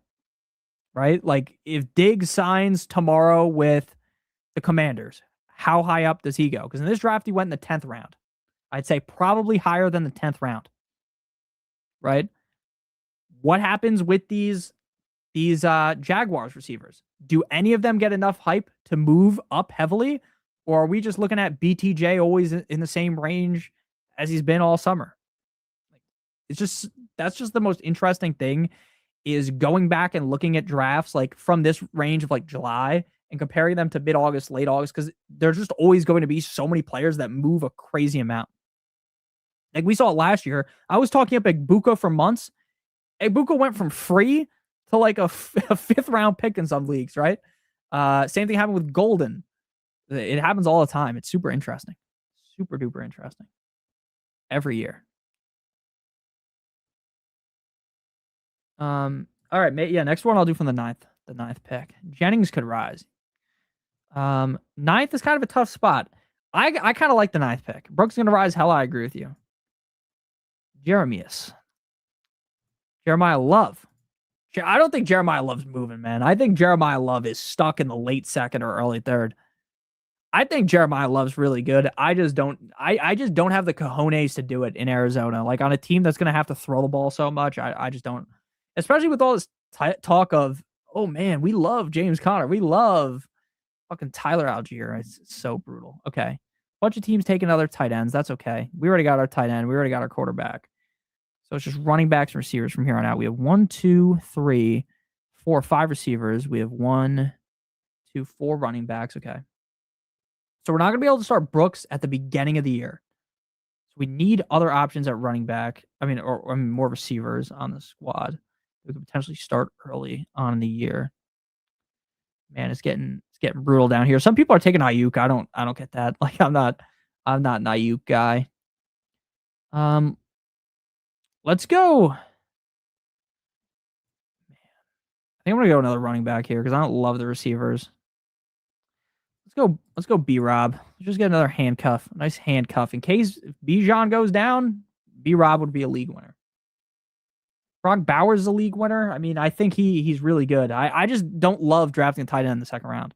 Did you watch the Odyssey? Yes. It was amazing. I get why people don't love the fucking historical accuracy of the costumes. If you're like big into history, I was a history major in college. I don't give a fuck about that. I thought the costumes were awesome.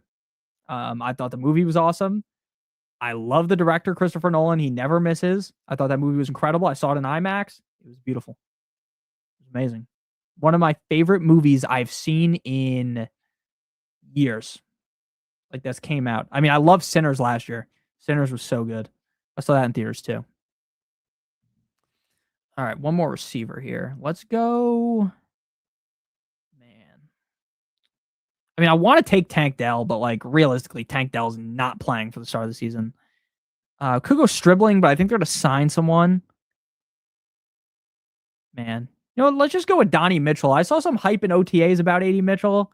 Maybe he's the wide receiver 2 on the Jets, a team that has to throw the ball. I don't necessarily love it, but like if he does become the clear guy and it's not Omar Cooper, there could be value in that. Again, it's the last pick in the draft. I'm not saying that you need to be sold to that. Thoughts on Team 12? Okay, yeah, we're gonna look at all the teams real quick. Team 12. Justin Jefferson, Kenneth Walker, Kyron Williams, Devontae Smith, Jalen Hurts. They got the stack. Jordan Tyson, Cortland Sutton, Blake Corum, Travis Kelce, Dallas Goedert, Tyron Tracy, Chris Rodriguez. I'm gonna be honest. I don't like Kenneth Walker ahead of Barkley, Genty, A-Chain, Chase Brown. I get why people like Kenneth Walker. Kenneth Walker win healthy. We saw it in the playoffs last year. Super Bowl. He's amazing. My question is, can he stay healthy for the whole year if they give him the workhorse role? And will he truly be a workhorse? I don't know.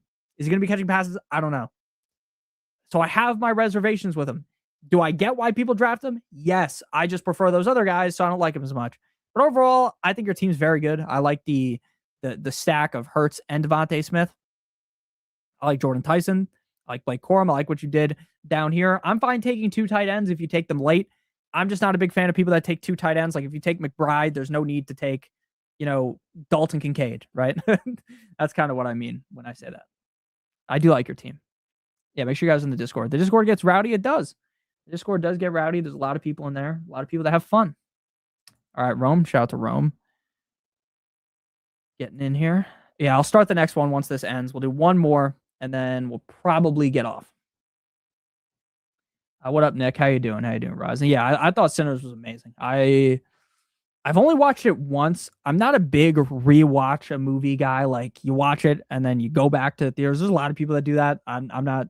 I love movies. I watch a lot of movies every year, but I think it will be just as good when I rewatch it. I love Michael B. Jordan, man. He's so Michael B. Jordan is so awesome. What up, Rise? Hey Lee, is my team any good? We're gonna look at every team. I'm gonna look at every team. Okay, so this team, JD 5 well live. They drafted for the first 8 rounds, and then they left, which is fine. It's just a fucking mock draft. But so I feel like I can't even give a fair grade on this team because it wasn't even fully drafted. But based on the picks that they were doing at the beginning, I thought it was pretty good. Megan Fox with Bijan, George Pickens, Chris Olave, Dave Montgomery, Mike Evans, Jalen Warren, Harold Fannin, Dak, Rashad White, Matthew Golden, Rashid Shaheed. A lot of people are getting on Rashid Shaheed. Starting to see people talk up Shaheed, Chig, and Trey Tucker. I like this team a lot. I'm not a big fan of Mike Evans, but outside of that, I think this team's smashed. Now, this is just a regular redraft, mock draft. Jamar Chase, Rashi Rice, Malik Neighbors, Terry McLaurin, Bucky, Jadarian, Jackson Dart, JCM, Josh Downs, Zach Charbonnet, Kincaid, Spears, Sadiq. I mean, this is picture perfect of what you do when you fade running back early. They didn't spend a lot of time clicking receiver when they shouldn't have. They've got a bunch of running backs out the wazoo. Will they all work? Who knows? But that's what you should be doing if you're going a bunch of receivers. Really like that team. This team, I think we already talked about it. I like this team a lot, except for I'm not a big fan of Addison or Worthy. I'd be a much bigger fan of this team if they took other players there. Michael, really liked his start. I don't like Aaron Jones or Godwin. I think the problem with this team is it just has too many safe bets late. If you're taking Godwin, I don't think you also need Shakir, if you have Higgins and Zay Flowers. My team, I would like it better if I did not take Trey McBride in the 3rd round, but I had to because he fell to the 3rd round, and you can't pass up on him. Jonathan Taylor, Drake London, Josh Allen, Travis Etienne. Then we see J-Mo, Rome, Tucker Craft, Pollard, Gainwell, Higgins, Coker, Strange, Nix. I don't think you should be taking Nix if you take Josh Allen. I get why you did, though. You're a fan of Bo Nix. I would not take Strange if I already had Kraft, but I guess there's enough worry right now about his week 1 playing. Overall, it's a good team. I just don't like J-Mo, and I feel like Travis Etienne is so boring. This team, Amon-Ra St. Brown, Devon A-Chan, Adams, Waddle, Lamar, Chuba, Dowdle, Jacoby. I don't really like any of these picks, rounds 6 through 8. But overall, I mean, if one of those guys hits, you're feeling pretty good. James Cook, Chase Brown, Garrett Wilson, Cam Scatterboo, Christian Watson. So this team also executed what you should do if you take a bunch of running backs early. Now, I would have taken another running back to get 4. But this is what you do when you take a bunch of running backs early, robust running back, you spam receivers. Brett over here from 10. O'Marion Hampton, Ashton Genty, Ted McMillan, Igbuka, Quinshon Judkins, Jaden Stormy Daniels, Pittman, Parker Washington. I like this team. I don't love Jaden Reed. I get why people are taking Jalen Lane just like for the upside shot, but this team is pretty good too. I mean, like, again, as I made pretty clear, I don't think any of you guys are going to mess this up so bad to where it's like, oh, your team stinks, right? Of course, people are going to take players I don't like. Right here, Breece Hall. I don't like Breece Hall at all. I get why people like Breece Hall. I get it. I would not take Drake May over Jaden Daniels or like Burrow or anything like that, but I get why people do. You know? And then I really like the start here, though. That Lamb, Barkley, Loveland. And then here, Jefferson, Walker, Kyron, Devontae Smith, Jalen Hurts. I think I already talked about this team. I really like this team, too. So I think everyone did a really good job. I thought your team was pretty good. Someone get these beggars out of here. That was crazy from Robert Pattinson. Robert Pattinson's a beast. Do I go tight end early in 10-man? Yes. Thoughts on Genty this year? I like Genty. I'd much rather get him in the second compared to the first, though. Okay, so we're going to do one more. We're going to just get out of here. We're going to click this. We're going to run the same thing back. Someone asked for Team 9. I don't remember who off the top of my head, just like without looking at the chat. So we're going to do Team 9. I'm going to rip it from here. Same exact settings. We're going to do 60-second clock on this one just because minute and a half. It was taking some time late. If you guys want to rip another one, here we go. And if it doesn't fill, I'll just we just draft with bots too. Ain't a big dealio to me. So it's the same positions: 1 quarterback, 2 running backs, 2 receivers, tight end, 2 flexes, and a bunch of benches. No problem, Michael. It was funny. I literally looked at your dog. Your dog was cute. I thought it was Spock for a second, which was hilarious. All right, Nick Lube is an insane username. Nick Lube. That's so funny. That is so funny. All right. All right. This is the last one we're going to do. Not going to be live for the rest of the weekend, I don't think. How do you get in? I just sent the link in chat. You would just click on it. And if there was a team available, you would get in. But it is full. Rome is in here. And we're just going to get on into it. We're going to get on into it. The legendary Nick Lube, yeah. All right. Right off jump, we get someone going off the beaten path, right? Saying, I don't want Bijan, I want Jamar Chase, which gives Rome Bijan. Now, if I'm at the 3rd pick and someone takes Chase Brown ahead of me and I can get Bijan, I'm happy. Do I get why someone takes Jamar Chase over Bijan? Yes. So I'm not going to be like, oh, you're an idiot. I get why. Christian McCaffrey going at the 4. See, this is way different than the last draft because we're getting more over-ambitious here, deviating off ADP. But the top 7 is still exactly how I would take the top 7, just in a different order. So no one's truly reached yet. What's up, K-Space? No one's truly gone bananas yet, gone rogue, which I don't think is really going to happen, if I'm being real. In the first, 8 picks, 9 picks, I don't think anyone's going rogue. But like I said in the last draft, from picks 10 on, you can really just do whatever you want. You could really pick. There's a million players you could pick, and I would not really judge you. All right, so where we're picking right here, to me, James Cook goes, I'm just going to take JT. I was off of JT last year. He was amazing when Daniel Jones was healthy, bad when Daniel Jones was out.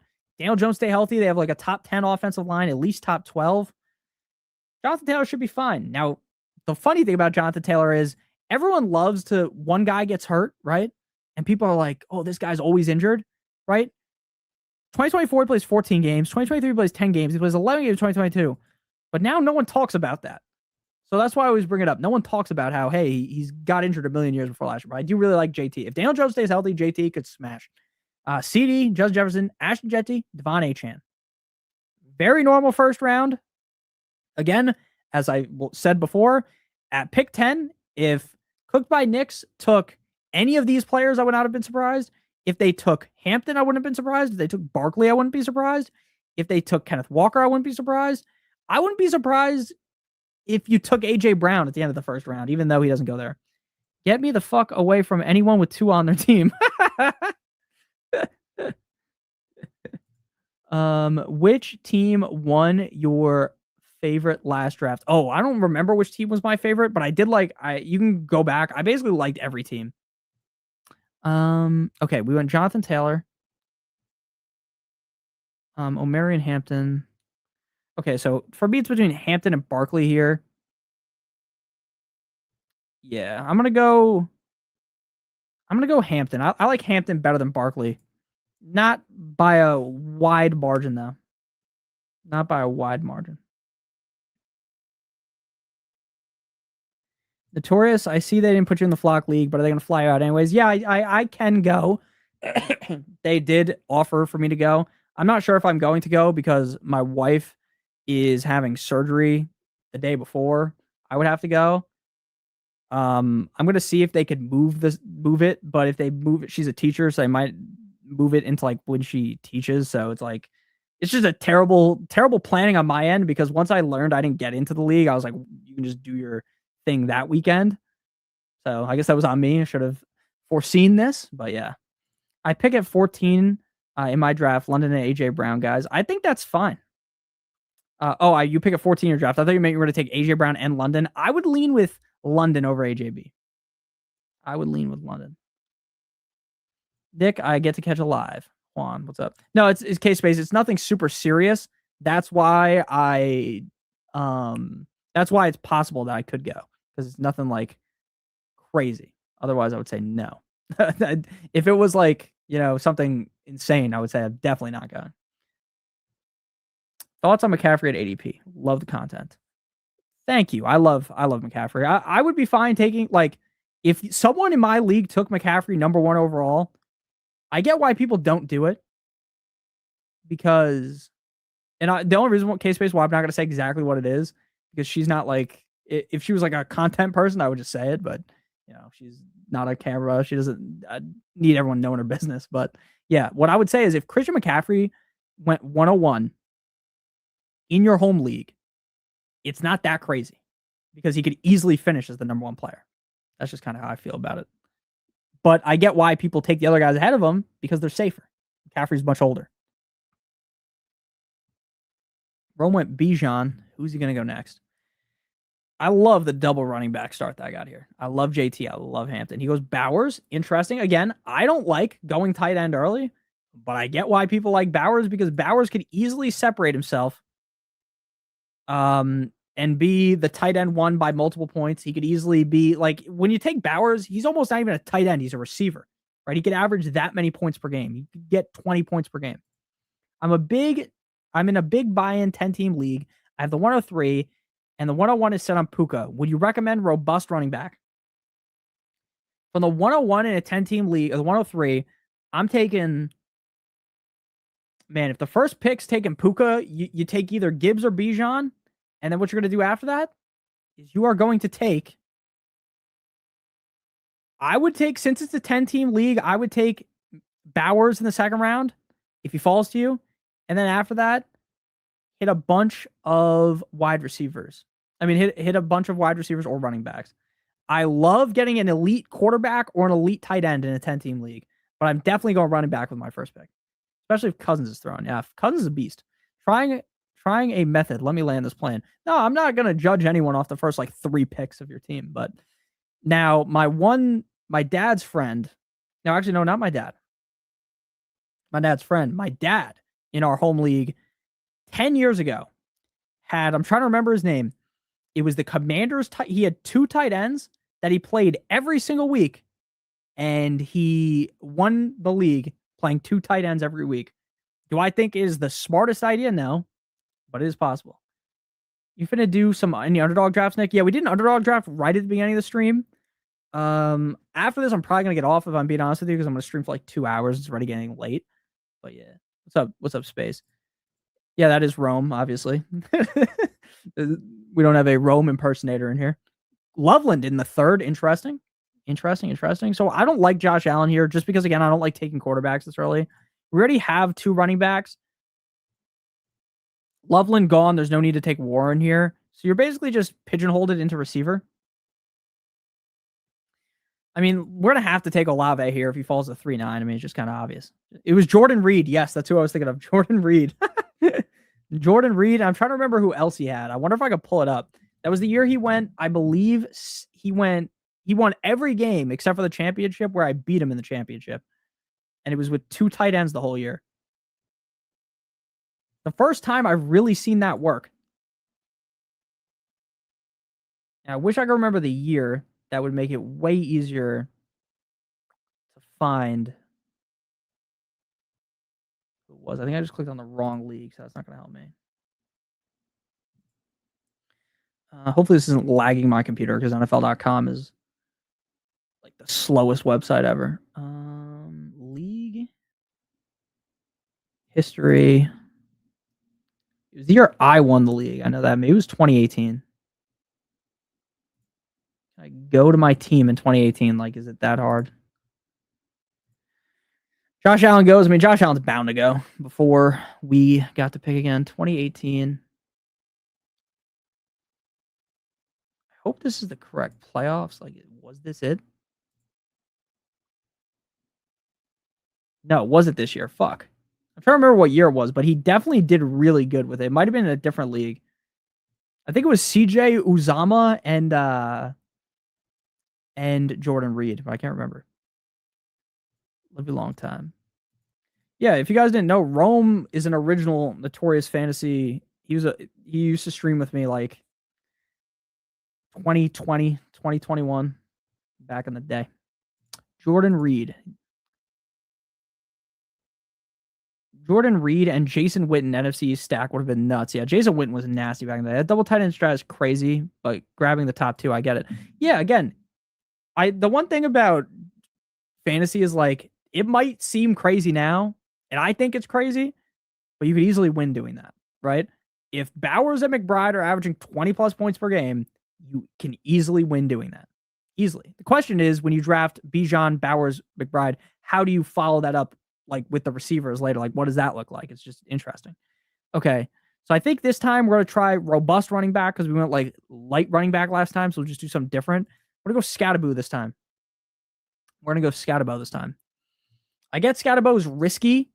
He's very risky because he's hurt. Yeah, Rome's been here for a long time. I should just give Rome mod, but I have to like get off StreamYard to do that. And I'm going to do it right now. Rome definitely was a mod. I'm going to have to mute this so it doesn't play again. Mod Rome.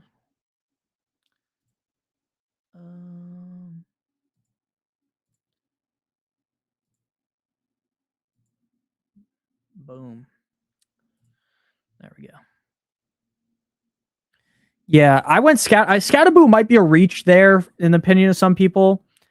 I just think if Scatterboo stays healthy, like why couldn't he be a top 10 running back, right? Realistically, why couldn't he be? We expect the Giants to be pretty good. Scatterboo ran really hard last year. He has pass catching upside. It's very interesting. The good news is they cover each other's bye week. That'd be funny if they both have the same bye week. I wasn't expecting to see Allen at the end of the 3rd round. Usually don't draft quarterback that early, but fuck it. Yeah. I think every league is so different with quarterbacks that it's like really hard to super pin on when the guys will go. Because like in some people's home leagues, Josh Allen might be the 4th pick, right? And in some home leagues, he might go in the late 3rd or the early 4th round. It's very like I would say probably the more locked in your league is, right? The more try hard your league is, the later a guy like Josh Allen goes normally. But I get why someone takes him in the 3rd round because he's just a locked and loaded top 3 quarterback every single season. If he's healthy, you know what you're getting, right? Whereas like, sure, I love Brock Purdy. He's far from a guarantee to finish as a top 5 quarterback, right? So Rome goes ETN. Interesting. Again, I've said this a million times. I don't love ETN. I think ETN's a good player, but I just don't see him being like a league winner. But when you already have Bijan, he's fine, right? It's just all about team composition. Like if ETN's your RB1, I would never really feel good about that. And then he goes Henderson, high upside. I like that. I like Henderson, the player. I loved Henderson last year. I loved him last year. Kind of bit me in the ass, but he was really good a couple of games. Nick Lube here going Jahmyr Gibbs, Nico Collins, Malik Neighbors, Luther Burden, Waddle. I really like that start. Fading Bijan is so interesting. Like at the second overall pick, it's so interesting to me. So interesting. I love McCaffrey. I don't love Jeremiah Love, but I do like this team. Again, none of you guys are really doing anything so egregious that's crazy. Like the only person doing something crazy is Rome, right? He's the only one that has really gone bananas. And obviously, like Bowers and McBride going in those picks isn't crazy. It's just crazy that they're on the same team, right? It's not really a reach if they just go in that range. You know what I'm saying? All right, we're almost up. There's no way we can draft another running back at this point. Like, even though it would be interesting to see, like, how does your team look with Jonathan Taylor, Marion Hampton, and Scatterboo, and Tootin, and Swift, and Montgomery? Be interesting, but I just don't think that's very logical to actually do. Right? And while I do try to do different things in the mock drafts, I don't think I can even make an argument that I would ever do that. Right? I would never do that. I just don't think that makes sense because then in a full PPR league, my wide receiver core is just so weak if I do that. Make sure you guys do join the Discord. The Discord has, trying to figure out, I wish I remembered how to fucking look at this, like how many people are in the Discord. There's a lot of people in the Discord now, though. We are popping. We are popping. I'd love to get like 1,000 people in there. Oh, we're up. We're back up. Okay, so we're not going running back. Dave Montgomery, like we already have so much upside. Like, why are we taking like some super safe nod? Tight end, Warren, McBride, Bowers, and Loveland are gone. So there's a clear fall off there. No reason to do that. And after Allen, I'm not really feeling the need to draft any of these guys. So let's go DJ Moore. Some people don't like DJ Moore. DJ Moore is very polarizing because if you drafted DJ Moore last year, DJ Moore is terrible. If anyone had him last year, you felt like you got rinsed. You felt like he took you to the cleaners. You felt like he destroyed you. Now, it's hard to get those kind of memories out. And what I mean by that is hard to 305 in the Discord. Dale, that's awesome. It's hard to fully abandon, what happened last year. But we've seen DJ Moore big seasons. Josh Allen can clearly elevate receivers. And DJ Moore is good enough on paper to finish very highly. Will he? Who knows? Because he could technically be washed. But I'm buying in on the fact that I like DJ Moore in the past. I think he still has it. I don't think he's washed. And he's Josh Allen's quarterback, wide receiver 1. Snipe DJ from me off. Sorry about that. Yeah, I couldn't get the finish off the stack. Now, my opinion on stacks and redraft is basically if you get it, good. If you don't get it, don't sweat. That's kind of just how I feel. Obviously, in best ball, you have to stack. Redraft, you don't. I like stacking. Like, obviously, if I took Josh Allen in the 3rd round, I would hope DJ Moore falls to me in the 5th round because I like to stack, but it's not woe is me. I didn't get, like, for me, I wouldn't be like, draft is ruined, That's how I felt about bdge last year. Do you like the CD Dak stack? Yes, I do. DJ Moore over BTJ? Yes. If you wanted to take BTJ over DJ Moore, I think with BTJ this year, you could just wait, right? You're never really in the scenario where you need to do that. Right? Because where DJ Moore, I don't remember exactly what his ADP is, right? But I got him at pick 57, right? We don't see, based on the ranking here, that BTJ goes until pick 70. So he doesn't go for a while. So you're not really in the scenario where you need to force BTJ over DJ Moore. You can just get both. Or just take someone else and then wait and get BTJ. Chuba Metcalf, interesting. My pick here, obviously, I want Carnell Tate. He's not going to fall back to me. He's not going to. At least I don't think so. Do you think the Cowboys will be a 35 to 40 pass down team with a defensive upgrade? I still think that, look, I think the Cowboys, Javonte Williams is good, but he's not amazing. I don't think the Cowboys want to be hinging on him all game long. I still think they're going to pass the ball a ton. And I'm hesitant to believe that the defense is really 7,000 times better than last year. They definitely are better. But they're still going to be in games where they're going to have to throw a ton. Laporta going in the 6th round. It's so interesting, like the difference in ADP from like underdog to your redraft league. Like Sam Laporta, you can get close to like pick 100 on underdog.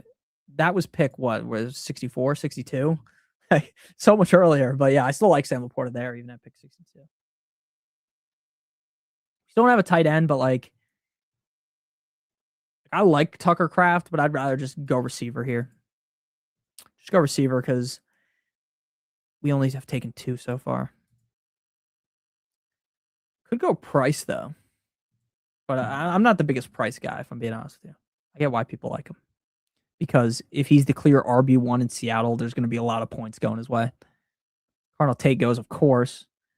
Of course. Now, JMO has fallen so far that it's like I almost want to take the value. But at the same time, I really do think JMO is just cooked with Sam Laporta on the field. I know people think, oh, the coaching, this, that, the other thing. I just think he is. I'm going to go Rome, Mr. Odunze. Rome Odunze was a guy that everyone and their mom liked a year ago. Now he's falling to the 6th. Burden's going like the 4th round. Would anyone be surprised if Odunze outscores Burden? I wouldn't be. I definitely prefer Burden. I think the coaching staff prefers Burden. They drafted Burden. They love Burden. But that doesn't mean that Caleb Williams is going to throw it to Rome, right? And in the 6th round, I'm willing to take that bet in the 6th round. Again, if it was in the 4th, if Burden and Rome were going back-to-back Odunze, I'm not drafting Odunze at all, but that's just not how it's going. That just ain't how it's going. Tucker Kraft going. I like Tucker Kraft. Again, at some point, even if you don't like JMO, you just have to take him. And the 6-7 makes perfect sense for that.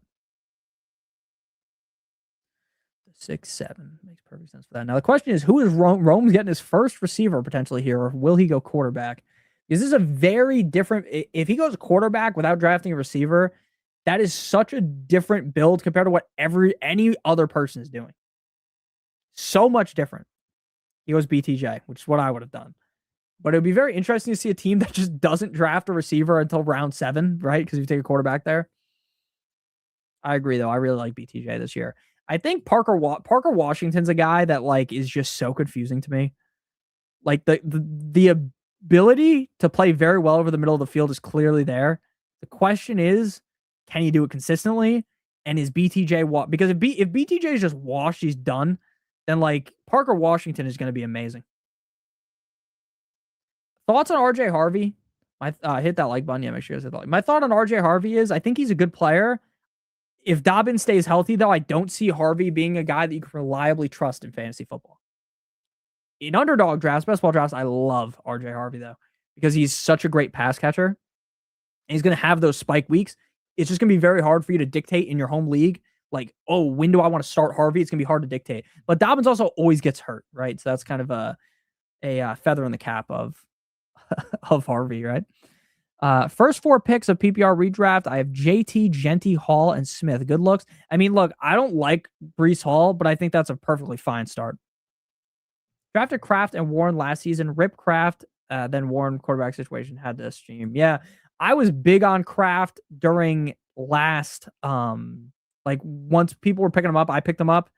I loved Kraft. It sucked that he got hurt. I feel pretty good about his health, knowing that they're saying he's going to be good to go week 1. Then we see Alec Pierce. I don't like Alec Pierce, if I'm being honest with you guys. Not because I don't think he's a good player, but to me, guys that are injured going into the year. Now, fast forward 2 weeks, Alec Pierce is perfectly fine and he's in training camp. Draft him there. But right now, there's just too many question marks. Would you take Harvey if he's going like the 8th or 9th round? I am definitely higher on Brooks than Harvey. But yeah, that's fine. The 8th or 9th. Look, if Harvey is a guy that's on your bench and could be a flex, that's fine. But if you're someone that's like trying to rely on Harvey every single week at RB2, you're just going to have a bad time, right? If you're trying to rely on Harvey every single week as your flex, you're going to have a bad time. That's why I really do like Dobbins. Dobbins goes in the 7th. Is my pick now. Running back, Pollard. Like the running backs here, it's just I'd rather wait. Quarterbacks, like Drake May has fallen so far, but I'm really not big on Drake May this season. I just think with the schedule they have, it's just going to be so much tougher for him. We don't have any Parker Washington. Why not take him here? Why not just see what happens? Because again, I could see Parker Washington being like, oh, you lit your 7th round pick on fire. He's useless. Jacoby Myers is playing a lot. You see bdge smashing, and we're seeing more Travis Hunter. Maybe he's useless, but what you need to do in fantasy is, sure, early on, try to be safe, right? Maybe you don't want to take as many risks, but as you get deeper into the draft, it's not like Parker Washington's starting on this team. He's not. He's on our bench, right? So we're not relying on him every single week. So why not take the upside shot on him? Could it crash and burn easily? Fannin goes. Oh, I could have went Fannin. Gadsden is super interesting this year. I haven't even talked about him yet. I believe Gadsden's really good, but they did bring in I almost said Travis Hunter. They did just bring in David Njoku. They bring in Charlie Kolar, and it's like, that's just not the best. It's just not the best. Odds that Tice ends up being the alpha in New Orleans, like 10%. I think Olave is clearly the guy. Olave has that connection with Tyler Shuck. So I think that it could be like Jamar and T. Higgins, like where it's like 1A, 1B, and it's not like 1 and 2. You know what I'm saying? Like whether you view them in a similar manner, yes. But I wouldn't say like he's going to clearly surpass Olave by a shit ton of targets. Like I don't really see that. Again, but Olave is a guy that, we kind of used to always get hurt. JT and Hampton's a good start, Nick. Yeah, I like JT and Hampton to start off. Again, I'm not sold on JT. Always with injury concerns. But you play the season out, and he plays 17 games, and DJ plays 17 games. We could be talking next year, hey, JT's the number 1 overall pick. Or, hey, JT's the number 3 overall pick instead of pick number 9 where I got him, right? So we're almost up again. Again, like when you start 3 running backs like this, I don't see any reason to draft another running back anytime soon. I just don't. I'd much rather go quarterback or something like that before I even take, or more receivers before I even take another running back. How many viewers we got on YouTube? 91. We got 28 on Twitter. This was a very successful stream. After Gibbs and Bijan, who are your top running backs? Yeah, so I would have it like show drafted Bijan, Gibbs, McCaffrey. Then I have JT, Cook are pretty interchangeable. If you want to go Cook over JT, that's fine with me. And then A-Chain, Chase Brown, Hampton, Genty, Saquon, those guys. You stream on Twitter. I always stream it on Twitter because when I gotta pick. When you stream on StreamYard like I do, you just click a button and it goes on Twitter. Okay. Jackson Dart still available. Someone May went right before us. We could have went May. Tight end, like I don't love Kyle Pitts. Let's just get George Kittle. I know he is technically on the pup. Seems like he's gonna be good to go for week 1. Gonna be activated, so I wouldn't worry about Kittle missing time. If you want to get a second tight end with Kittle, that's fine. I'm probably not going to do that. But if you wanted to be like, okay, you take Kittle, and then, week 1, I got Goddard. Week 1, I got Likely, Strange. Like, that's fine. Perfectly fine with me. What do you think about Devontae Smith? I like Devontae Smith, the player. I question heavily, like, let's be real. Like AJ Brown, top 12 receiver when he's in Philly. But how much did you really like having AJ Brown, right? When he was in Philly, when he's the wide receiver 1. And let's just pull up AJ Brown. Right? 1.8 points, 7 points, 22 points, 2 points, 9 points, 14 points, 28 points, 3, 11, 25, 35, 16, 12, 18, 11. Did you love having him last year? If you had AJ Brown, the answer is probably no.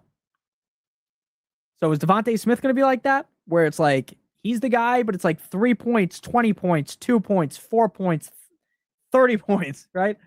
That's my biggest concern with him. He's really good, though. So I get why people draft him there. I'm not like going to be super negative on Devontae Smith. But it feels like no one talks about that. Nobody talks about it, lad. Damn, I never knew you streamed on Twitter. Byshaw, Henderson, Judkins, Swift, or Monty. I would rank them Byshaw, Monty, Swift, Henderson, Judkins. Once AJ Brown started crying, he got fed. True. But yeah, I mean, the biggest issue with like Devontae Smith too is he suffers from like what Zay Flowers suffers from, and that's like he's not big, right? He's not like a guy that you're in the red zone. Let's chuck it up to Devontae Smith. Now, can Devontae Smith make contested catches? Yes. Can Devontae Smith score a bunch of touchdowns because he's so fast? Yes. But he's not that guy in the red zone. Wandale to Rome. Wandale. I like Wandale a lot this year. I think Brian Daboll gets a lot of bad talk, right? Because of how it went with the Giants. I like I like Brian Daboll. I think he's a good offensive coordinator. Maybe he's just not a good coach. Like head coach. Like the same thing with Mike McDaniel, right?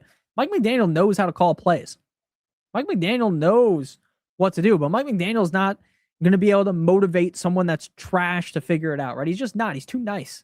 He's too nice. The plane somehow has landed. I agree with you. The plane did land. Now, every week, are you going to feel the best about bdge being your wide receiver one? Probably not. Going into the week, probably not. But you will feel good about the fact that you have Bowers and McBride and your running back core is good, right? So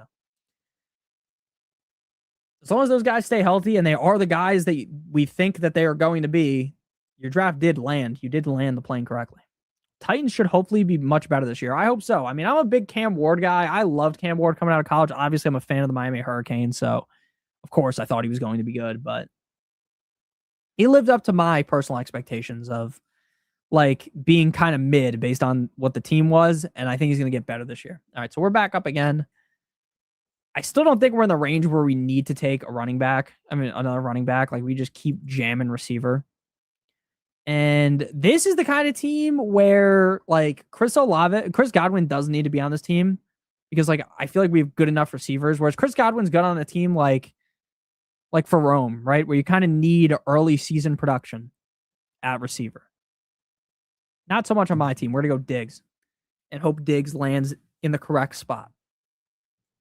In a 14-team half-point tight end premium, do you think it's worth to take Brock Bowers in the second, or will it be too hard to make up the value?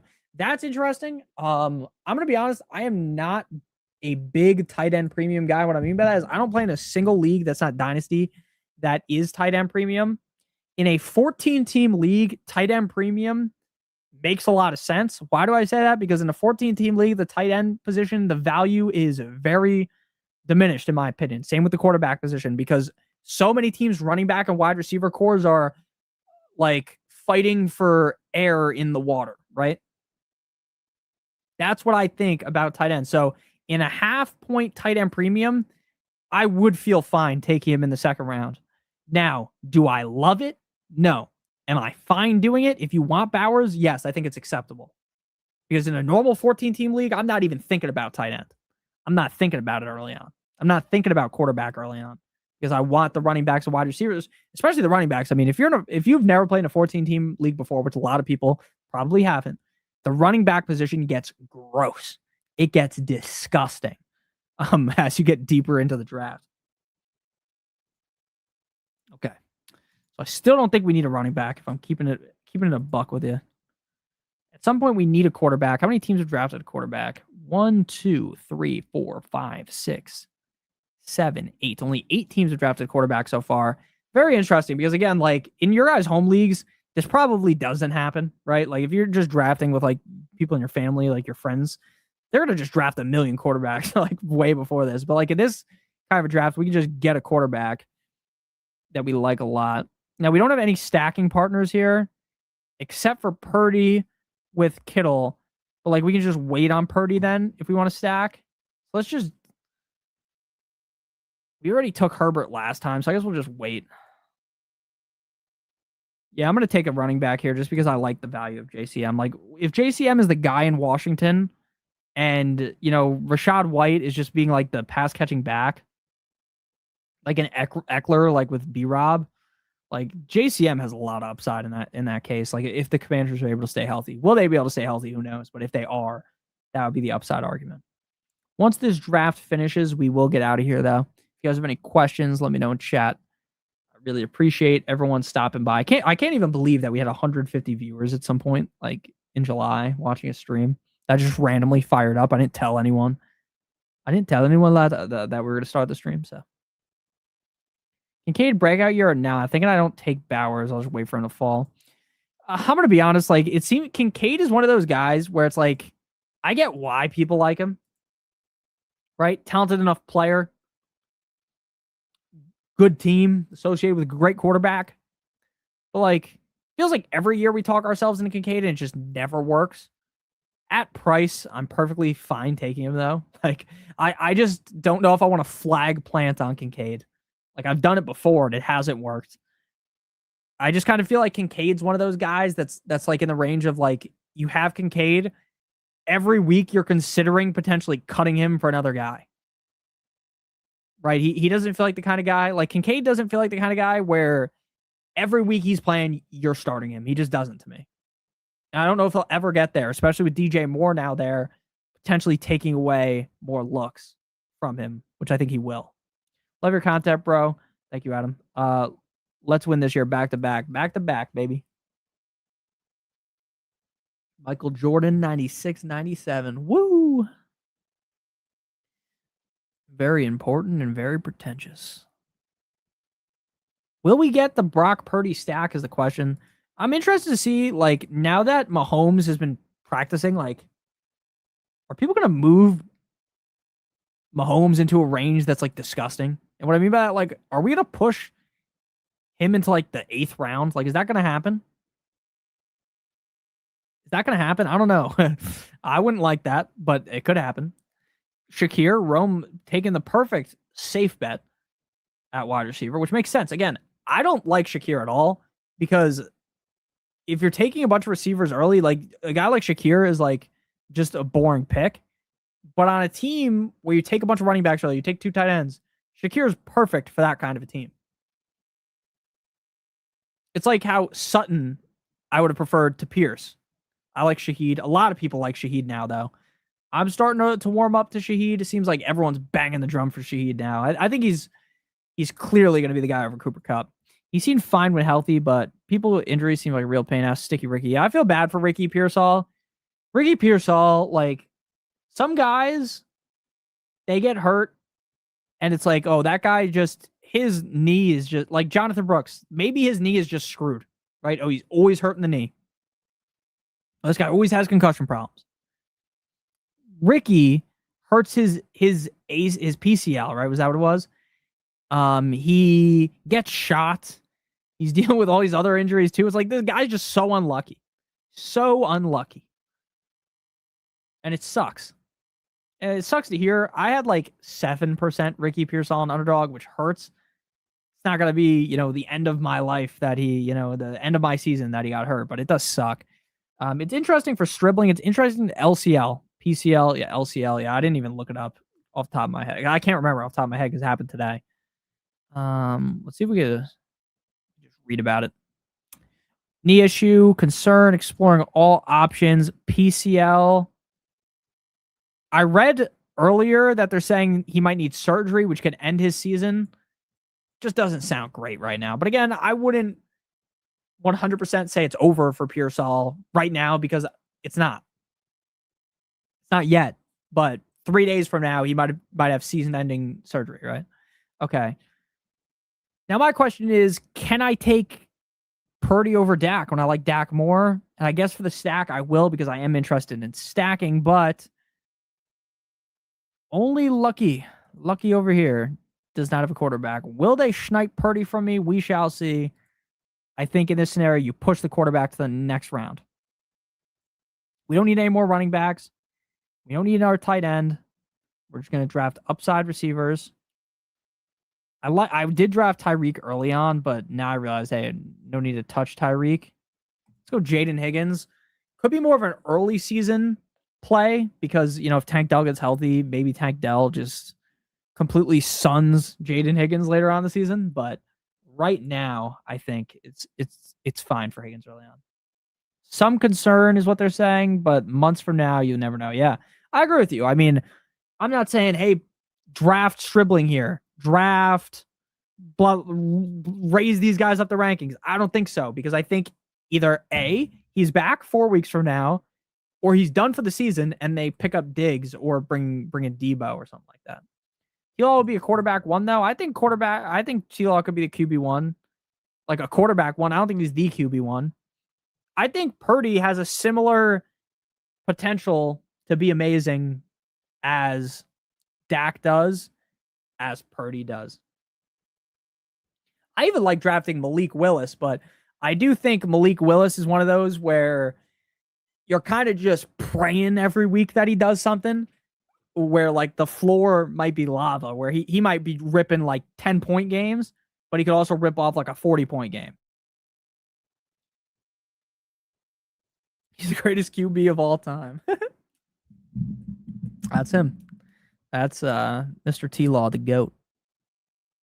Remember Trevor's like early on in his career where people were like shitting on him big time because he didn't live up to expectations, and they were right about it. He did not live up to expectations, but it's just so funny looking back. It's like now no one talks anything negative about Trevor Lawrence. Then again, he did have that Florida coach that I can't even remember his name. What was his name? The Florida coach. You guys know what I'm talking about, right? Florida Gators coach, Jaguars. What was his name? Can't even think of his name on the top of my head. He was the guy that was caught like doing something with a girl in the bar. You guys remember that? Where he's like talking to some girl when he has a wife. Fuck, Urban Meyer is his name. Yep, Urban Meyer. That's what I was thinking of. You got Dak in the 11th round as a steal. I mean, I agree. Dak, like in leagues like this, drafts like this, where no one is going super egregious mode on quarterback, you're going to get guys to fall like this. Whereas in some of your guys' home leagues, Dak might go in like the 7th round. I agree. I do like Willis a lot in best ball. I have a decent amount of them. I'm in a 12-team PPR league. Is it better to stack flex options and take quarterback and tight end late, or go early quarterback and tight end? Now, if you're in a 12-team league and it's just bare bones, and what I mean by bare bones is it's just the normal 1 quarterback, 2 running backs, 2 wide receivers, tight end, flex, and there's not like 2 flexes or 3 flexes or 3 receivers, you can take an early quarterback or tight end. I typically, in a 12-team league, I think it's crazy to draft an early quarterback and tight end. Like if you're drafting like Bowers in round 2, Allen in round 3, I just don't like that. I don't like how my team looks like that. Could it work? Easily. I just don't really like my running back core that way or my receiver core as much. All right, do we want another running back at the end, or do we want a receiver is my question. We got 4 running backs, but like, we feel really good about 3 of them. I don't necessarily know if we need a 4th. And we could just take another tight end if one falls our way, because like, what if Kittle's not good to go week 1? That's not the kind of guy that I am. I'm not the kind of guy that likes to fucking wrap 32 condoms around the fantasy team. Because guess what? If Kittle's not good to go week 1, we just cut someone and add him. So we just add whoever's on the waiver wire. That Chig probably. Chig doesn't even get drafted in most drafts, and a lot of people seem to like Chig. A lot of people are saying Tyreek goes in the 13th. Tyreek, nothing seems positive about Tyreek. And what I mean by that is nothing I read is like, oh man, I think Tyreek's coming back. Everything I read is like Tyreek's probably not coming back this season. No power in the left leg. Now again, season doesn't start for more than a month. Maybe Tyreek's back week 15. But like, do you really want to hold him that long, right? He kicked the kicker, then he opted not to travel back with the team, and he got caught doing that thing in the bar. And no clue Aaron Donald was. Greatest coaching smell in NFL history. Yeah, I remember all of that. I remember talking about that at the time. Couldn't remember his name though off the top of my head, because I'm gonna keep it real with you guys. I'm not a big college football guy. Like I'll watch like the tape for the players, but I'm not someone that like sits down every Saturday for 12 hours just watching college football. And that's mainly just because I'm a UFC guy. I like watching UFC Saturday nights. And, if you're someone that I watch football every Thursday, Sunday, Monday, Saturday when there's games, Friday when there's games, like I hang out with my wife on Saturday, can't be spending every second of the day watching football. Even though I do like college football, I'm just not as big into it as the NFL. To be honest, there's just like no receiver value. Might as well just go tight end. Let's go Andrews. Like, what if Andrews goes back to his old ways because fucking Likely's gone, right? Are you doing best ball? I did best ball at the beginning of the stream. Next stream, we might just do like 2 best ball drafts, then 1 sleeper draft, whereas this one we did 2 sleeper drafts. It's already 11 at night, so I'm probably just going to go to bed after this instead of doing that one. Only coach with a scandal I give a F about is the GOAT Vrabel. Shout out Diana Rossini. Oh, we could have went. Oh, no, Chig already went. Never mind. I was going to say we could have went Chig. I like this team a lot. I think I did a good job of, understanding that because I drafted 3 running backs early, you just have to draft a million receivers, and that's what you have to do if you do that. Rome's team is just so interesting. Just so interesting. Because, like, if Stafford's really good, I mean, this team could be amazing. It's super interesting when someone does something that is just so different to what, like, I would say in your guys' home leagues, like, if you do 10 home leagues, the odds that someone does what Rome did is like 5% chance, in my opinion, that someone does that.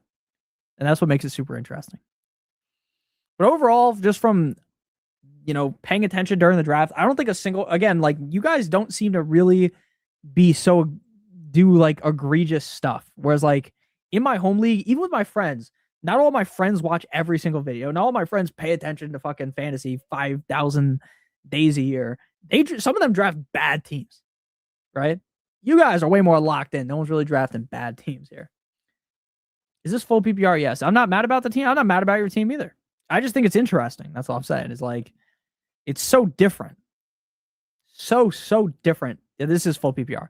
So different to what you would see in your average at-home league. So different. I do like my team, though. Again, like, I'm still not 100% on Jonathan Taylor. Who is the best team here? Who's the best team here? I really like Team 1, to be honest with you. But I wish Team 1 took Goddard, and I would like it way better because I just don't like Kincaid. But I really like Team 1. I love the hero RB loaded up on receiver with Jalen Hurts. Rome, I just can't give Rome's team like an A+ because it's just so bananas to me. Like, doing that strategy is so crazy to me. But he drafted perfectly to how you should draft if you do what he did. So I really like Team 1. Team 1's probably my favorite. Team 2, I would like better if they took Tootin instead of Judkins. Yeah, I'll run through all my thoughts. Team 2, I would like better if they took a different running back instead of Judkins, but I do think the team's interesting. Again, Pearsall's like a nothing burger to me, but he just got hurt. Rome, again, there's really nothing to say. It's just like an insane team. He landed the plane perfectly, though. McCaffrey, Love, Pickens, Terry, Warren, Jaden, Stormy Daniels, Michael Wilson, Michael Pittman, Kenny Gainwell, Woody Marks, Coker, Mahomes, Lane. I like what he did. I just don't love Gainwell or Marks. But again, if you have McCaffrey and Love, that's a fine RB 3 and 4. So I do like that team.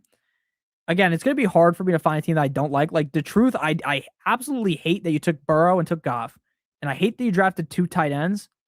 So if you take, for instance, if you just take one of Pitts or Gadsden. Oh, and yeah. Oh, Tootin wasn't available. My bad. Oh, no, Tootin would have been available at the 5-7. But yeah, so if instead of taking Pitts and Gadsden, if you just took one of them and you took another running back or receiver, I'd like your team more. Same thing, like, you just don't need 2 quarterbacks. This team went heavy receiver, but went the double hero RB in round 2 and 3. I don't like JMO, but at the 6-7, you have to take him. And I like the pairing of Likely and Sadiq. I like this team a lot, too. This team took Amon-Ra, Gainwell, Williams, Ladd. Yeah, but he got Kyle Pitts, the wide receiver 1. That's true. Tucker Kraft, Lemon, Downs, Sharbs, Herb, Naylor, Mitchell, Okonkwo. I don't think Sharp is even close to worth a 9th round pick, and that's going to dock you because I just don't see him being potentially ready till like November. James Cook, Barkley, Loveland, Smith, Watson, Price, Dobbins, Dart, Mason. Man, this team, I think you took one, true dab guy, I think you took one too many running backs at the beginning. I mean, like, going into the season, wide receiver 3, KC Concepcion sounds disgusting. Now, could this work easily, right? If James Cook Saquon Barkley, one of Price and Dobbins schmack, this team's insane, right? But if it doesn't go that way and you're like relying on, again, I also want to make it clear the waiver wire plays a big thing in the fantasy football. Just because I don't love the receivers they take at the end, they could just pick someone up and be their wide receiver 3 or their flex is now some stud, right? So it's hard to I can judge everyone's draft, but at the end of the day, like Rome, for instance, he took through his first 5 picks, 3 running backs and 2 tight ends. If Rome picks up the next league-winning receiver off the waiver wire, whatever the fuck, even if you hate the 2 tight end star, it's amazing, right? My team, I like it a lot. I think this is one of the better teams. This is the best team I drafted on stream today by far. I love this team. But there are reasons to be more nervous about guys like Parker Washington. Like, I took a lot of risk, but I do like it. Drafting well helps, but waiver wire is almost more important. I would say the draft is the most important thing, but the waiver wire plays a big fact into things. That's why it's like, I always say, like, even if you don't draft a team that I like on paper, it can easily be fixed, right? People trade. Things happen. Like, it's not like the team, it's not like best ball, right? The team that we draft here, obviously, we're not doing a league, but if you're drafting like it's your home league, everything could change. And then here, can we slide I guess I won't slide myself over. We'll like this. Boom. And then cooked by Knicks, CeeDee Lamb, Drake London, Garrett Wilson, Breece Hall, Monty, Tate, Fannin, May, Godwin, Addison, B-Rob, Goddard, Knicks. I love this team. No need to take Knicks. I don't like Breece Hall, or Garrett. Well, I hate drafting 2 Jets to me just sucks ass. But if one of those guys work, this team is insane. Jefferson, Chase Brown, Josh Allen. Elite start, going for the rainbow start, right? 3 different positions. Egbuka, Swift, Laporta. This looks like a team that I would draft. Outside the fact that I'm never drafting Jawan Jennings. Final team here, team 12. I believe auto picked some of the picks. I don't want anything to do with Chuba in the 5th round, so that's going to dock the grade. I don't want anything to do with Jacoby Myers. But Genty, A-Chain, Adams, McMillan could be lethal. So I like this team too. But again, not as much as the other ones. My favorite team in this one is team 1. It's team 1. But no one did anything so egregiously bad again. That's what I'll keep saying. Who's the best team here? I think team 1. Newest Flock League member, Rome could be. Rome could be in the Flock League. I think we'll find out. I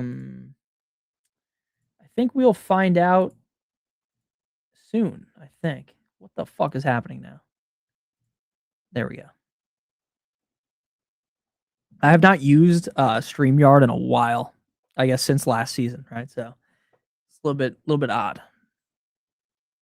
Can you do a little run through? Oh, okay, I think I did that. Tootin wasn't available, but he got Kyle Pitts. What is your strategy running back wise? 12 team extra flex. See you, Brian. So extra flex. What I'm doing is, my opinion, in a league like that, right, where it's full PPR, and you're ripping off you can do what I would do in that kind of a league. That's what my home league is. It's 1 quarter. So the home league draft that you guys will see on video is the one that I do with all my friends from home.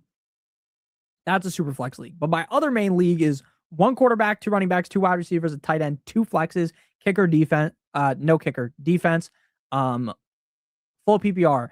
In that kind of league, what I do is I like the hero running back. Now, again, you want to take everything by ear, right? If you draft whoever in the first round, say, for instance, you drafted Bijan, or you draft Gibbs at the 101, right? And then Derrick Henry falls to you. Go ahead and take Derrick Henry, right? But you might want to go with more receivers there, right? So what I do, my goal going in, I'm thinking I want hero RB in a league like that, because if it's full PPR, I could rip off a running back first or in the second round and then do a bunch of receivers and start those guys every week and you feel great. That's typically my strategy. In a league like that is hero RB. Can you win with triple running back off the rip? Yes. Right? How many targets a game do you think Sadiq will command? They took him over Lemon. I think they're really high on him. I think the problem with Sadiq is they also have Mason Taylor. And I think early on they're going to really spam the run. So I'd be interested to see how many targets a game did Mason Taylor get last year. and then I'm going to just think based off that. Obviously, different coaching staff. Not different coaching staff. You know what I mean. Different fucking quarterback, different situation. Okay, so last year, Mason Taylor was averaging 5 targets per game. Think we can get him at a similar rate, Sadiq. How do you get these sleeper drafts? So if I'm doing a sleeper mock draft on here, which I will do on streams, what I'm going to do is I'm going to fire up. Most of the time we do an underdog draft first. Might do 2 underdog drafts and then one of these. I just send the link in the YouTube chat and I'm going to send the link in the Discord. Later, see ya. Thank you for drafting with us tonight. It was a lot of fun. Thank you. Yeah, probably not taking Knicks in my home league. Plus, they have quarterbacks early. Waivers be so stacked. Yes. Waivers are different, though, because in some leagues, people are taking like 2 quarterbacks, right? Like on their team. And then there's much worse options on the waiver. The King is live. Best of luck in your leagues this year. Rip a couple of 10-man full PPRs for us, Zach.